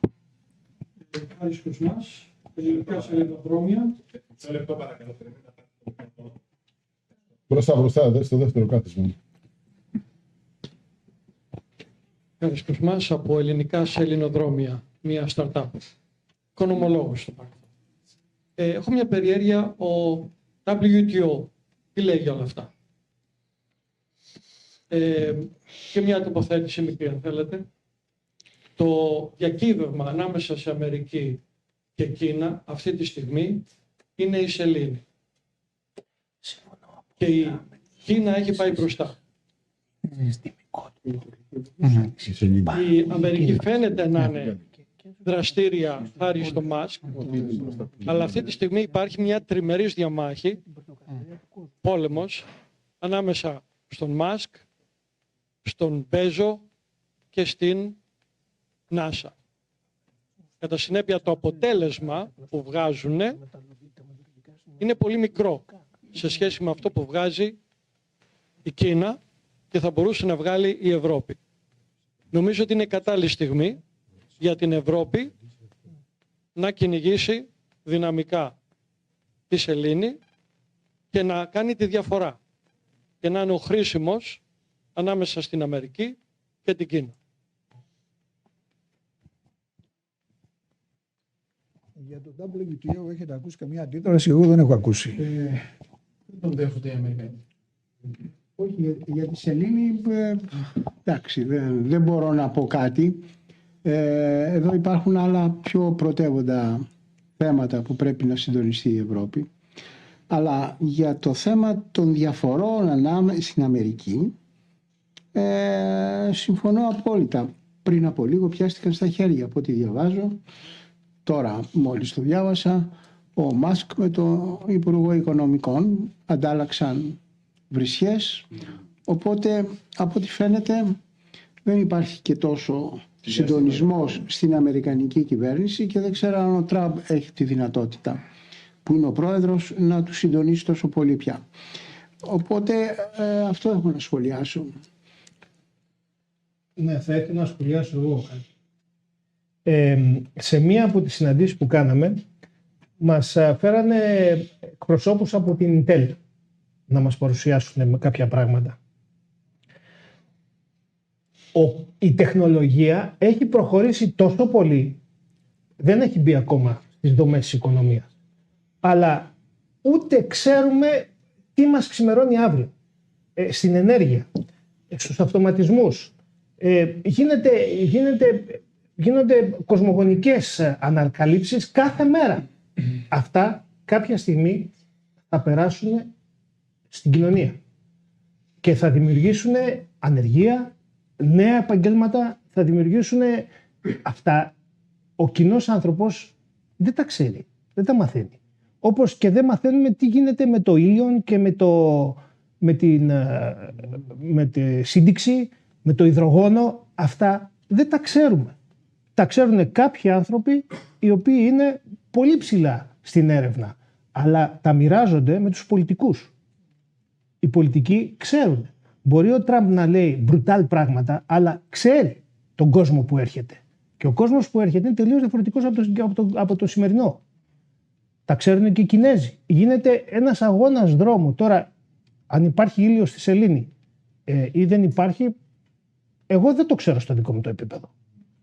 Παρόλο που άκουσα και όταν τους έθεσα το ερώτημα στην Intel και τι θα γίνει με όλο αυτόν τον κόσμο που θα χάσει τη δουλειά του, ξέρετε τι μου απάντησαν? It's not our concern. Our concern is efficiency. Αυτή ήταν η απάντηση. Να προσθέσω και εγώ κάτι. Ναι, κύριε Καθηγητά. Ναι, επειδή πραγματικά συμφωνώ ότι θα ζήσουμε, θα τις δούμε τις αλλαγές αυτές, είναι στο ορατό μέλλον πλέον. Και θεωρώ ότι δεν είναι τυχαίο και το ότι η χρονική στιγμή που γίνεται όλη αυτή η συζήτηση που έχει να κάνει και με το ποιος τελικά θα κυριαρχήσει, που μοιάζει τελικά, λέω Αμερική ή Κίνα, γιατί εκεί είναι το παιχνίδι, είναι σαν δύο αυτοκίνητα τα οποία έρχονται αντιμέτωπα και τρέχουν και τα δύο και είναι έτοιμα να συγκρουστούν. Ποιος θα κάνει πίσω πρώτος? Αν δεν ξέρουν και οι δύο όμως ότι θα είναι επιζήμιο, θα είναι πραγματικά επιζήμιο, θα είναι δραματικό εάν συγκρουστούν. Άρα εκεί βασίζεται και η Αμερική, εκεί βασίζεται όμως και η Κίνα μέχρι στιγμής. Θα δούμε πώς θα εξελιχθεί, γιατί πραγματικά είναι ακόμα αρκετή σκόνη και δεν έχει ξεκαθαρίσει το τοπίο για να δούμε τελικά πού θα πάμε. Αλλά ένα πράγμα που βοηθάει στην επανεγκατάσταση επιχειρήσεων στην Αμερική, στο reshoring, αυτό να ξαναέρθουν οι επιχειρήσεις πίσω, είναι η ρομποτική. Η ρομποτική πλέον σου δίνει τη δυνατότητα να λειτουργήσει με μηδενικό κόστος. Έχεις βέβαια το αρχικό κόστος της επένδυσης, αλλά πέρα μετά το αρχικό κόστος λειτουργείς 24 ώρες το 24ωρο με 0 κόστος. Πηγαίναν οι αμερικάνικες επιχειρήσεις στην Κίνα για να βρουν φτηνά εργατικά χέρια. Τότε. Τώρα θα έχουν μηδενικό κόστος, εργατικό κόστος. Άρα γιατί να μην γυρίσουν. Απλά είμαστε στη φάση της μετάβασης. Ναι. Ειδικά για τη ρομποτική, χτες τρέξανε στην Κίνα ημιμαραθώνιο γύρω στα 40 ρομπότ. Ναι. Η Κίνα και εκεί είναι μπροστά και θα είναι για πολύ καιρό μπροστά, γιατί τα ρομπότ εξαρτώνται από ηλεκτρικούς κινητήρες. Έχουν μέσα εκατοντάδες ηλεκτρικούς κινητήρες. Αυτοί οι κινητήρες εξαρτώνται από σπάνιες γέες. Δεν εξάγουν πλέον οι Κινέζοι σπάνιες γέες. Θα έχουν την αποκλειστικότητα στους κινητήρες για τα ρομπότ. Όσον αφορά για τη σελήνη που την παρακολουθώ ιδιαίτερα, μόνο οι Κινέζοι έχουν καταφέρει να κάνουν προσελήνωση στην αθέατη πλευρά και διαπίστωσαν από τα δείγματα που πήρανε ότι υπάρχει ήλιο τόσο ηλεκτροστατικά δεσμευμένο στο χώμα, αλλά και στην κρυσταλλική δομή του βασάλτου ή οτιδήποτε άλλο. Και αυτά είχαν την μεγαλοψυχία, αν θέλετε, να τα μοιράσουν σε διεθνές paper και να δώσουν και δείγμα στη NASA μετά από ειδική αίτηση που έκανε η NASA, διότι της απαγορεύεται βασικά δια νόμου από το Κογκρέσο να έχει οποιαδήποτε σχέση διαστημική με την Κίνα. Παρ' όλα αυτά καταδεχτήκανε τελικά. Γιατί καταδεχτήκανε? Γιατί είναι πολύ μπροστά η Κίνα όσον αφορά τη σελήνη. Και αυτό που έχει καταφέρει με το Starlink ο Elon Musk έχει ημερομηνία λήξης. Γιατί τα πλάνα της Κίνας είναι για 20πλάσια περίπου κάλυψη από πλευράς bandwidth από το διάστημα. Είναι και εκεί πολύ μπροστά, ακόμα δεν είναι operational. Το ξαναλέω, είναι ευκαιρία το ότι τσακώνεται ο Μάσκ με τον Μπέζο και με την NASA και έχουν εκτινάξει το κόστος των υπηρεσιών στα διαστημικά. Είναι μοναδική ευκαιρία. Ευχαριστούμε πολύ για αυτή τη συμβολή στις γνώσεις μας περί σελήνης. Ας γυρίσουμε λίγο στη γη τώρα. Και... Θα σας προσγειώσω στο νερό όμως. Στο νερό. Λοιπόν, ονομάζομαι Μαυρίκος, είμαι πρόεδρος του Πολυνού Συνδέσμου Εφοδιαστών Πλοίων και θέλω να μου πείτε αν έχει κάποια εκτίμηση στην περίπτωση της επιβολής, γιατί μέχρι στιγμής είναι δηλώσεις, τέλους στα πλοία τα οποία έχουν κατασκευαστεί στην Κίνα και όπως ξέρουμε στην Ελλάδα, εντάξει, λέμε ότι έχουμε 5.000 οι Ένωση Υποπλιστών, αλλά προσμετρώνται μέσα εκεί και τα πλοία που είναι κάτω από 1.000 κόδους. Άρα για πλοία που μπορούν να προσεγγίσουν τα λιμάνια της Αμερικής λόγω των αποστάσεων, πρέπει να είναι πάνω από 1.000 κόδους, οπότε κατά εκτίμηση είναι γύρω στους 4.000 τα πλοία, το 5%. Άρα μιλάμε για 2.200 πλοία τα οποία θα έχουν αυτή την επιβάρυνση. Και επειδή αυτή η επιβάρυνση είναι κάτι που είναι πρωτόγνωρο, δεν έχει ξανακουστεί κάτι τέτοιο, δεν ξέρω αν υπάρχει κάποια εκτίμηση για αυτό. Θα είναι λίγμα για την Ελλάδα. Και όσον αφορά να πουληθεί ένα καράβι ή να αγοραστεί πλέον ένα καράβι, διότι αυτά τα οποία έχουν κατασκευαστεί εκεί, και αν σήμερα ένας πλειοκτήτης τα μεταβιβάζει, δηλαδή να το πουλήσει, η τιμή του έχει πέσει. Εξαιτίας αυτού του γεγονότος. Και ήθελα να ρωτήσω αν έχει κάποια εκτίμηση και οι περισσότερες προς στην Αμερική, πώς το εκτιμάτε. Πώς λέγεται αυτό το τέλος? Είναι το τέλος που θα μπει για όσα πλοία έχουν κατασκευαστεί στα κινέζικα ναυπηγεία. Επειδή οι μονοποπλιστές έχουν κατασκευάσει το 50%. Και όχι μόνο. Εγώ βάζω 50, εντάξει. Ακόμα χειρότερα. Αν είναι για τη διαχειριστή των Κινέζων κτλ. Επειδή εμείς δεν είμαστε διαχειριστές όμως Κινέζοι, αυτό είναι κάτι που δεν μας ιδιαίτερα μας αφορά. Εγώ δεν αναφέρομαι για τους Έλληνες πλειοκτήτες, οι οποίοι έχουν κατασκευάσει τα πλοία τους στα κινέζικα ναυπηγεία. Απλά αυτό που θέλει να πει ο Τσαραντίδης είναι ότι θα έχει και μια επιπλέον επιβάρυνση αν έχει και κοινός διαχειριστής του πλοίου. Να σας πω. Να σας πω αυτά που ξέρω και να σας πω και μια εκτίμηση. Λοιπόν, οι Ηνωμένες Πολιτείες, το θέμα των μεταφορών είναι κυρίαρχο. Είναι κυρίαρχο το θέμα των μεταφορών. Μετά το Δεύτερο Παγκόσμιο Πόλεμο, όπως γίνανε τις διάφορες συμφωνίες και τον Bretton Woods κτλ., περάσανε ένα νόμο, το Jones Act που λέγεται, που έχει περάσει στο Σύνταγμα των ΗΠΑ. Τι λέει αυτός ο νόμος? Και από εκεί βγαίνουν όλα τα διατάγματα.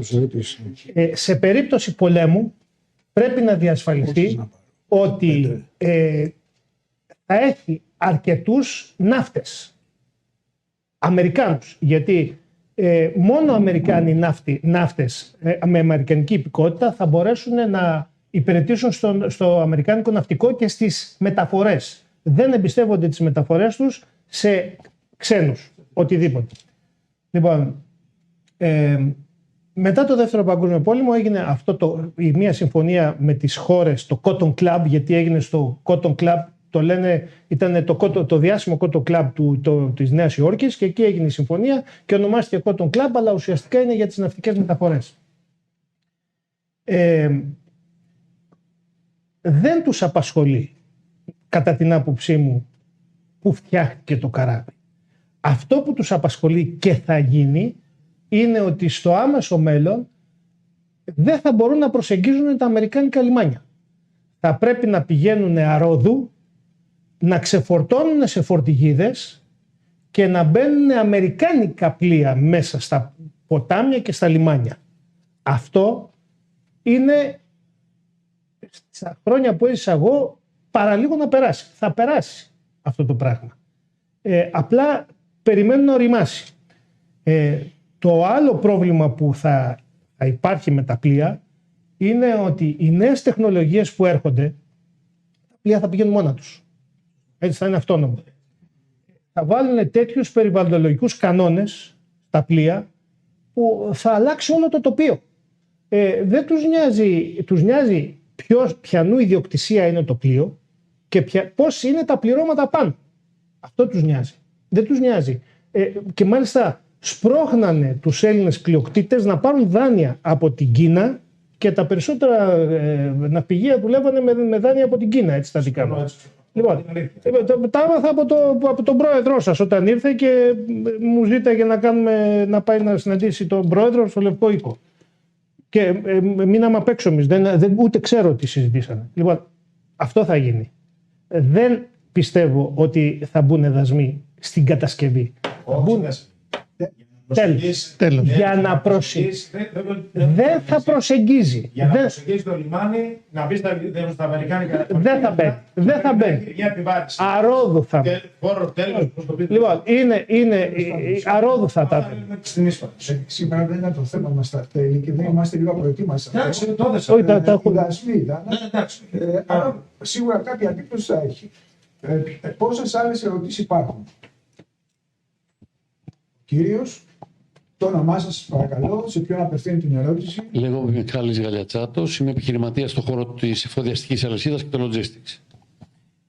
Καταρχάς να πω ότι σε αυτό που είπε ο κύριος Βάλας, τα containers δεν μπορούν να ξεφορτωθούν αρρώδη. Τα containers θέλουν ντόκο. Εγώ σας λέω ότι άκουσα. Και βέβαια πρέπει να πιάσουν ντόκο. Τέλος πάντων, αυτό είναι μια λεπτομέρεια. Εγώ ήθελα να ρωτήσω τον κύριο Λιαργκόβα πιο πολύ γεωπολιτικά και γεωοικονομικά κάποιο στοιχείο να μου πει. Η Ελλάδα αυτή τη στιγμή πατάει σε 2 βάρκες και σέρνεται από μια μεγάλη εθνική στρατηγική επένδυση, μια τρίτη βάρκα, να το πω έτσι, την Κίνα. Η οποία έχει επενδύσει στην Ελλάδα μέσω της Κόσκο και έχει κάνει το λιμάνι του Πειραιά. Να μορφώσει το λιμάνι του Πειραιά. Η Ελλάδα επίσης είναι σύμμαχος και τα τελευταία χρόνια έχει αναπτύξει ιδιαίτερα τη συμμαχία της με τις ΗΠΑ και βέβαια είναι και μέλος της Ευρωπαϊκής Ένωσης και νομίζω σε 2 χρόνια θα αναλάβουμε και την Προεδρία της Ευρωπαϊκής Ένωσης. Σε 1,5-2 χρόνια. Σε ποιον από τους 3 θα πατήσει και σε ποιον από τους 3 θα δώσει το βάρος? Έχετε υπόψη ότι ο νέος Κινέζος πρέσβης γυρνάει τα συνέδρια, στην Ελλάδα λέω τώρα, γυρνάει τα συνέδρια logistics, μεταφορών, τροφίμων, εκθέσεις κτλ. Και διακηρύσει το ελεύθερο εμπόριο. Ο νέος Κινέζος πρέσβης, ο κομμουνιστής Κινέζος πρέσβης. Λοιπόν, εγώ θέλω να δω, θέλω να μου πείτε αν η θέση της Ελλάδος τελικά είναι ιδιαίτερα δύσκολη, λαμβάνοντας υπόψη αυτούς τους 3 παράγοντες.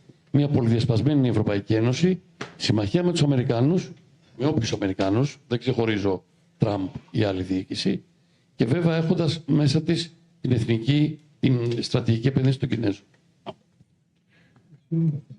Ναι, πράγματι είναι ένας μεγάλος προβληματισμός αυτός που βάζετε, γιατί δεν ξέρουμε την κατάληξη της Αμερικής με την Κίνα.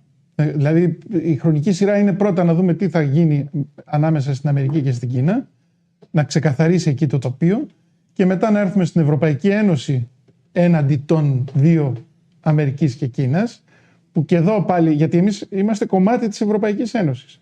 Και μετά θα πάμε για να δούμε πού θα βρεθεί η Ελλάδα μέσα σε όλο αυτό. Άρα είναι πολύ δύσκολο, είναι εξαιρετικά δύσκολο να κάνω μια εκτίμηση για το ποια θα είναι η εικόνα αργότερα. Ο κ. Σαρδανής θα προσθέσει κάτι. Έχετε δίκιο που βάζετε αυτόν τον προβληματισμό, γιατί εάν απομονώσουμε το οικονομικό στοιχείο και αυτά που συζητάμε για το εμπόριο, η Ελλάδα θα δώσει μεγαλύτερη έμφαση και νομίζω ότι πρέπει να επιδιώξει να συνδιαμορφώσει όσο μπορεί μέσα στο πλαίσιο της Ευρωπαϊκής Ένωσης την ευρωπαϊκή πολιτική έναντι στην Κίνα. Τώρα η επένδυση στην Costco ούτως ή άλλως υπάρχει και εγώ δεν θα εκπλαγώ εάν θα μάθαινα ότι η αμερικανική κυβέρνηση, όπως και σε άλλες χώρες, θα ασκήσει πίεση με τον ένα ή άλλο τρόπο να αποδυναμώσει την Costco μέσα στα γενικότερα πλαίσια στρατηγική. Με ποιο τρόπο θα το κάνει είναι λίγο δύσκολο νομίζω. Αλλά αν το πάρουμε από καθαρά γεωπολιτική πλευρά, η Ελλάδα στηρίζεται αυτή τη στιγμή στρατηγικά, εννοώ, σε σχέση με την Τουρκία και στη Μεσόγειο με τις Ηνωμένες Πολιτείες. Έχει μια ιδιαίτερη στρατηγική σχέση με τις Ηνωμένες Πολιτείες και για λόγους αμυντικούς, F-35, συμφωνίες κτλ. Θα βρεθεί σε εξαιρετικά δύσκολη θέση εάν υπάρξει τελείως ρήξη μεταξύ της Κίνας, της Αμερικής, αλλά και γιατί όχι ανάμεσα στην Ευρώπη και στις Ηνωμένες Πολιτείες. Γιατί κυρίως στηρίζεται σε αυτούς τους δύο, στην διατλαντική σχέση για την Αμερική κυρίως και στην Ευρωπαϊκή Ένωση. Οπότε εγώ θα προβληματιζόμουν πάρα πολύ και όπως βλέπετε η ελληνική κυβέρνηση, εγώ τουλάχιστον το παρατηρώ, κρατά μια πάρα πολύ προσεκτική στάση. Δεν παίρνει την άποψη της Γαλλίας ή και της Γερμανίας στα θέματα που ενδιαφέρουν τις Ηνωμένες Πολιτείες. Και για λόγους εσωτερικής, στο ουκρανικό παραδείγματος χάρη. Είναι πάρα πολύ προσεκτική. Οπότε αυτό δεν σημαίνει ότι δεν υπάρχει το πρόβλημα το οποίο θέσατε στρατηγικά. Δεν είναι τόσο εύκολο, δεν είναι καθόλου εύκολο. Αλλά ας ελπίσουμε ότι θα βρεθεί κάποιο modus vivendi μεταξύ της Κίνας και της Αμερικής. Και της Αμερικής, πράγμα το οποίο δεν το αποκλείω καθόλου. Έτσι. Μέσα από αυτά σας είπα, ένα από τα σενάρια είναι και αυτά, μέσα στα πλαίσια μιας μοιράσματος του κόσμου, αν το θέλετε έτσι,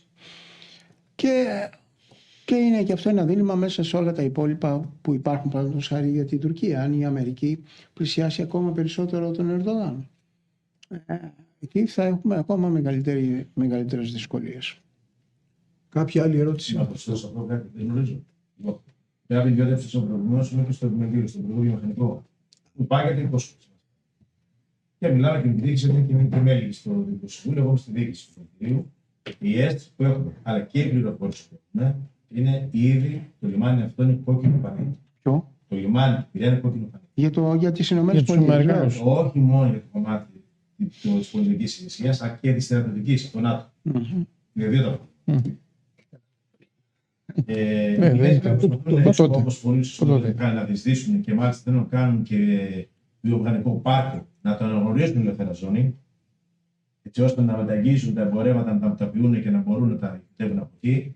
Υπάρχουν κάποιες τέτοιες εξελίξεις και προσπαθεί και η δική μας ελληνική κυβέρνηση, και το έχουμε γράψει και κάπως αυτό, ότι πρέπει να κρατήσει μια ουδέτερη στάση. Το λάθος που έγινε η κυβέρνηση ΣΥΡΙΖΑ όταν έγινε η πόλη των μετοχών του ΟΡ, το πρώτο ποσοστό είναι ότι πήρανε το authority, δηλαδή είναι Πειραιώς Port Authority. Authority, όταν το διαβάζει ο ξένος, καταλαβαίνει ότι είναι αρχή. Ενώ στην ουσία εμείς δώσαμε διαχείριση του real estate. Υπάρχει και εκεί ένα πρόβλημα στη μετάφραση, να το πω έτσι πολύ απλά. Και οπωσδήποτε και η κόσμο προσφέρει πάρα πολλά δικαιώματα. Μέσα από εκείνο το master plan, φαντάζομαι ότι ακούσει, υπάρχουν πολλές καταπατήσεις, να το πω έτσι. Τα οποία σιγά σιγά τώρα θα προσπαθήσει η κυβέρνηση να τη βλέπουν, δηλαδή ότι υπάρχει μια αλλαγή στάση. Να σας ρωτήσω υπάρχει... Εδώ στο Ινστιτούτο Διεθνών Οικονομικών Σχέσεων έχουμε κάνει αρκετές συζητήσεις και μάλιστα κλειστές. Είναι ενημερωμένος. Έχετε ενημερωθεί για τις και κλειστές για να μπορούμε να τα συζητάμε κάπως πιο ελεύθερα. Οπότε αυτά τα σημεία που έχετε φίξει θα έχουμε υπόψη μας. Και πολλά άλλα. Και πολλά άλλα. Και στο πάει και την κόσμο και κάποιες πηγές, είδαμε πώς το επιχειρήσει στην Γερμανία μαζί τους και από την Πορτογαλία μας μιλήσανε να δούνε πώς λειτουργεί αυτή η εταιρεία στην Ελλάδα και καταλαβαίνουν οι άνθρωποι ότι έχουν κάνει και καταπάτηση, να το πω έτσι.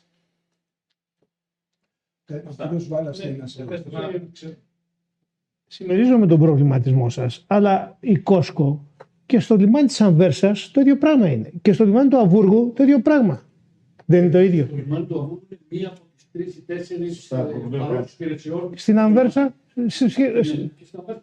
Στην Ελλάδα είναι μονοπωλιακός παρόχος υπηρεσιών. Εντάξει, πήραν και κάναμε μια πλατφόρμα ερήμην του εμπορικού κόσμου, την ονομάσαν National Port Community System, αν είναι δυνατόν δηλαδή, να παρακολουθούν όλα τα εμπορεύματα, από πού αγοράζεις, πώς αγοράζεις. Το έχουμε πει. Σε όλα τα λιμάνια, ναι.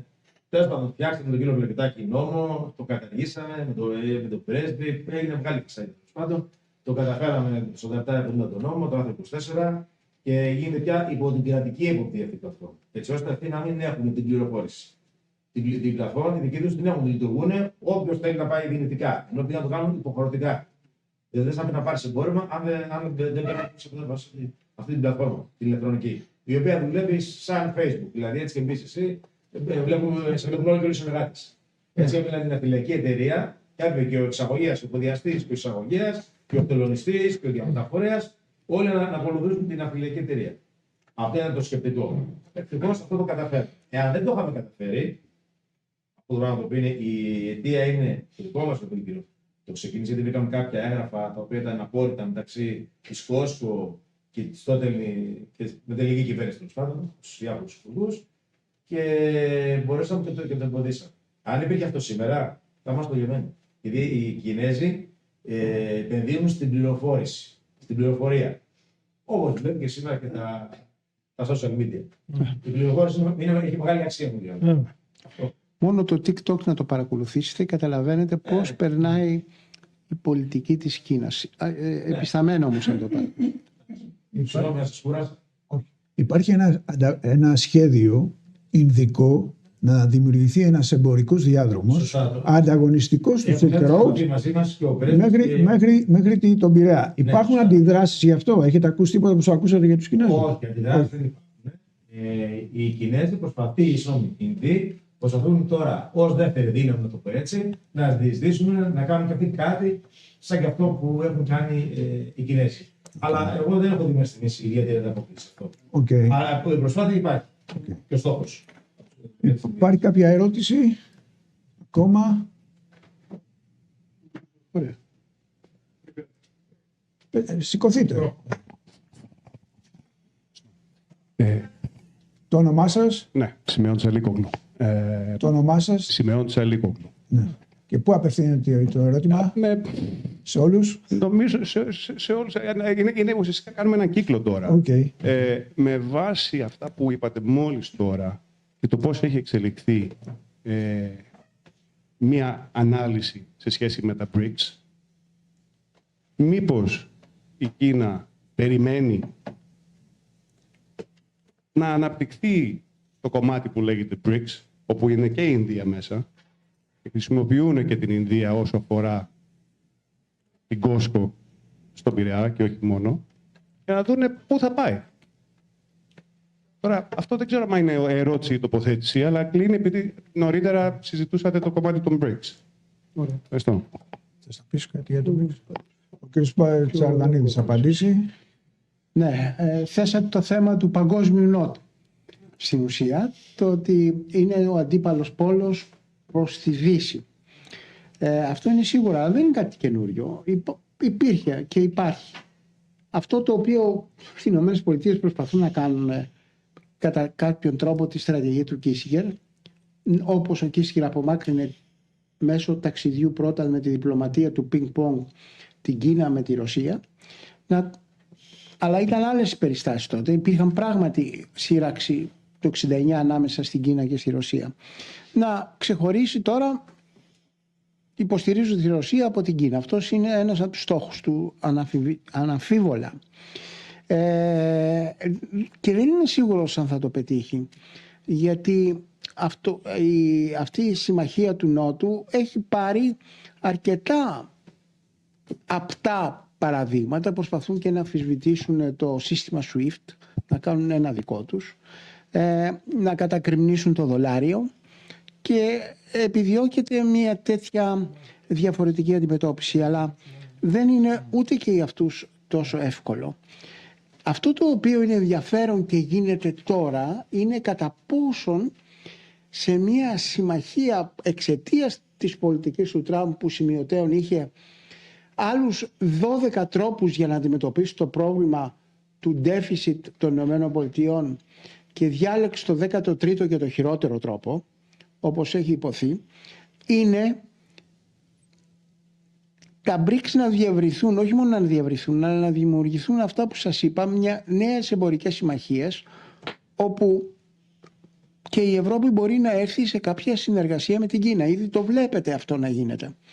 Και βλέπετε παραδείγματος χάρη ότι ακόμα και η Ευρώπη σε σχέση με την Κίνα μείωσε τους δασμούς που είχε επιβάλει στα ηλεκτρικά αυτοκίνητα,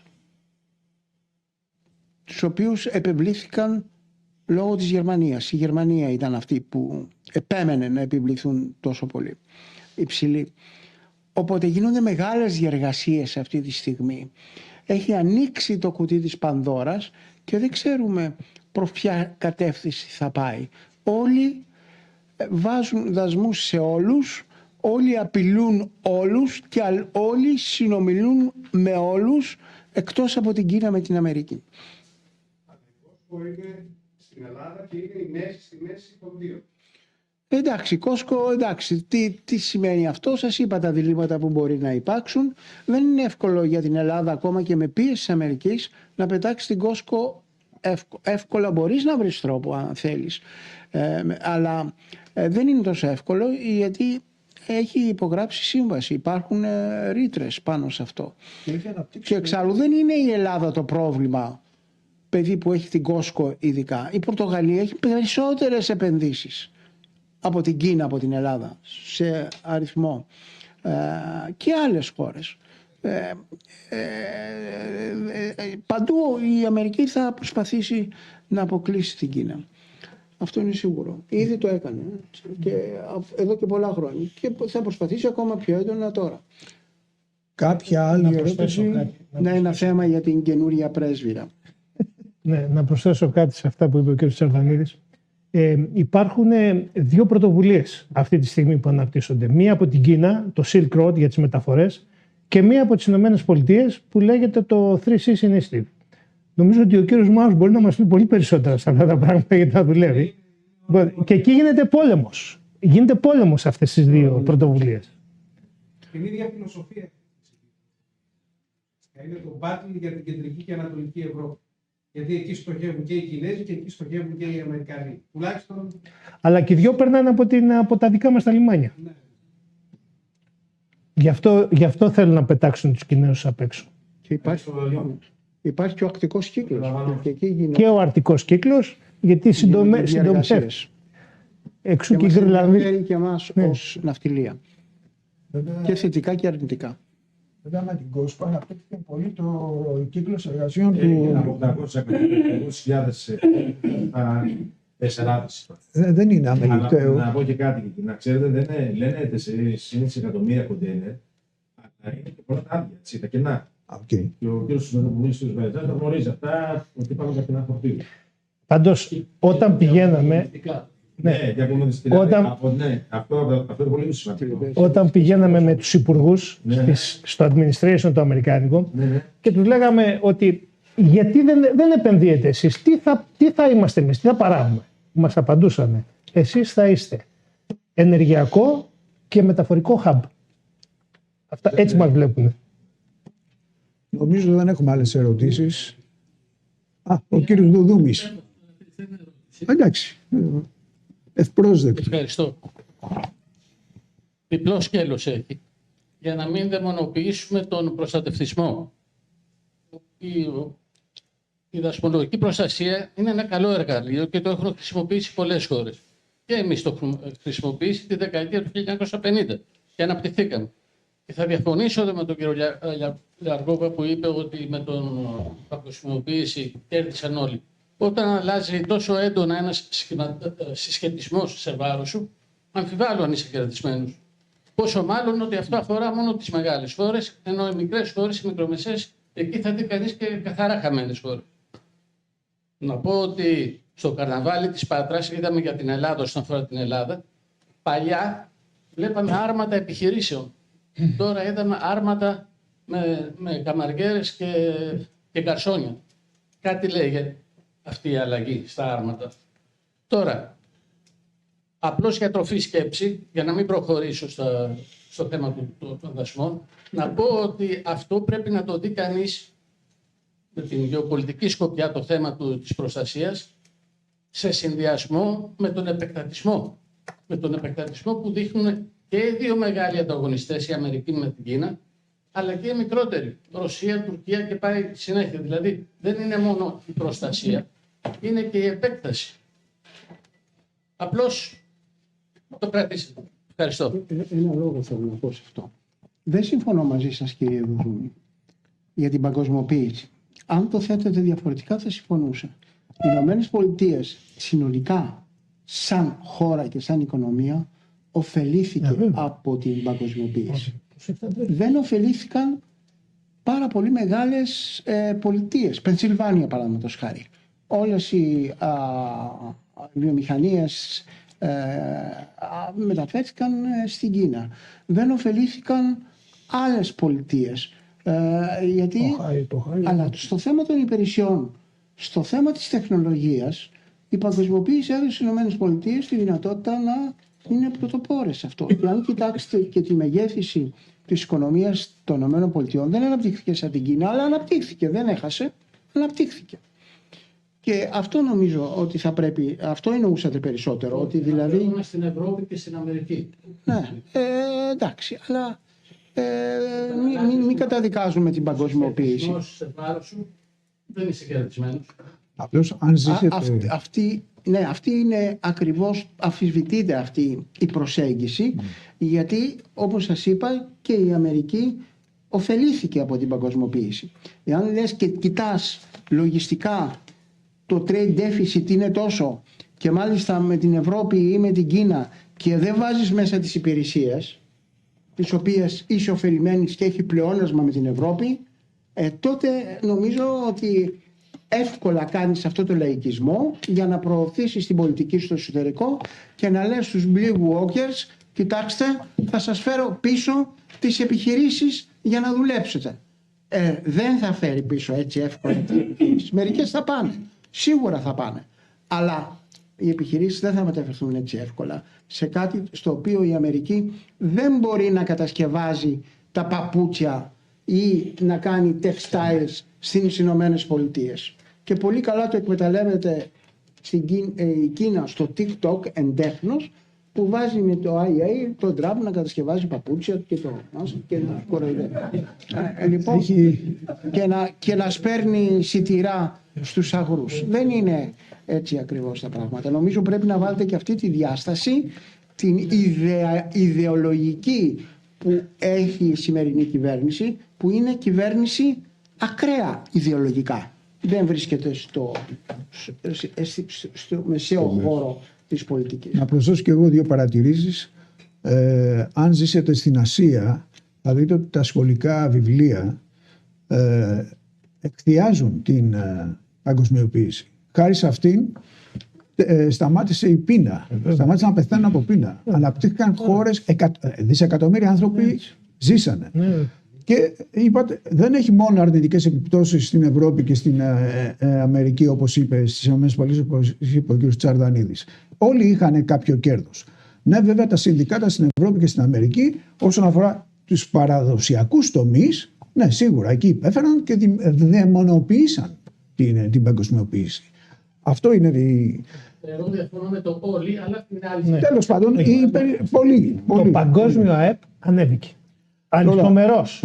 Πριν κλείσουμε, να πω και κάτι πιο ίσως ευχάριστο. Ωραία. Πριν 2 μήνες περίπου εδώ, έγινε μια ωραία εκδήλωση με ειδικούς των Ηνωμένων Πολιτειών για να αναλύσουν τις επιπτώσεις της νέας διοίκησης.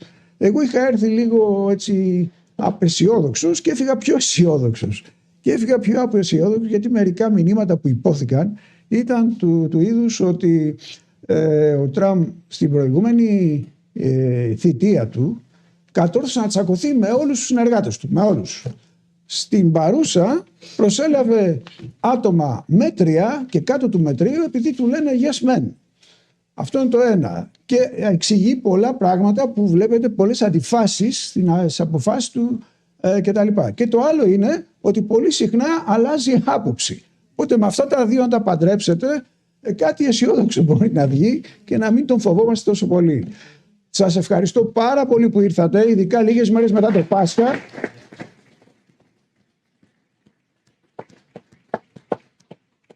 Ήταν η πρώτη εκδήλωση που έκανε ο σύλλογός μας με το Ίδρυμα Διεθνών Οικονομικών Σχέσεων, το Ινστιτούτο Διεθνών Οικονομικών Σχέσεων, και ελπίζουμε σε άλλη μία εκδήλωση μελλοντικά. Αλλά να ξέρετε ότι εδώ πολύ συχνά διοργανώνονται εκδηλώσεις ενδιαφέρουσες και καλό είναι να έρχεστε, γιατί πραγματικά φεύγετε πιο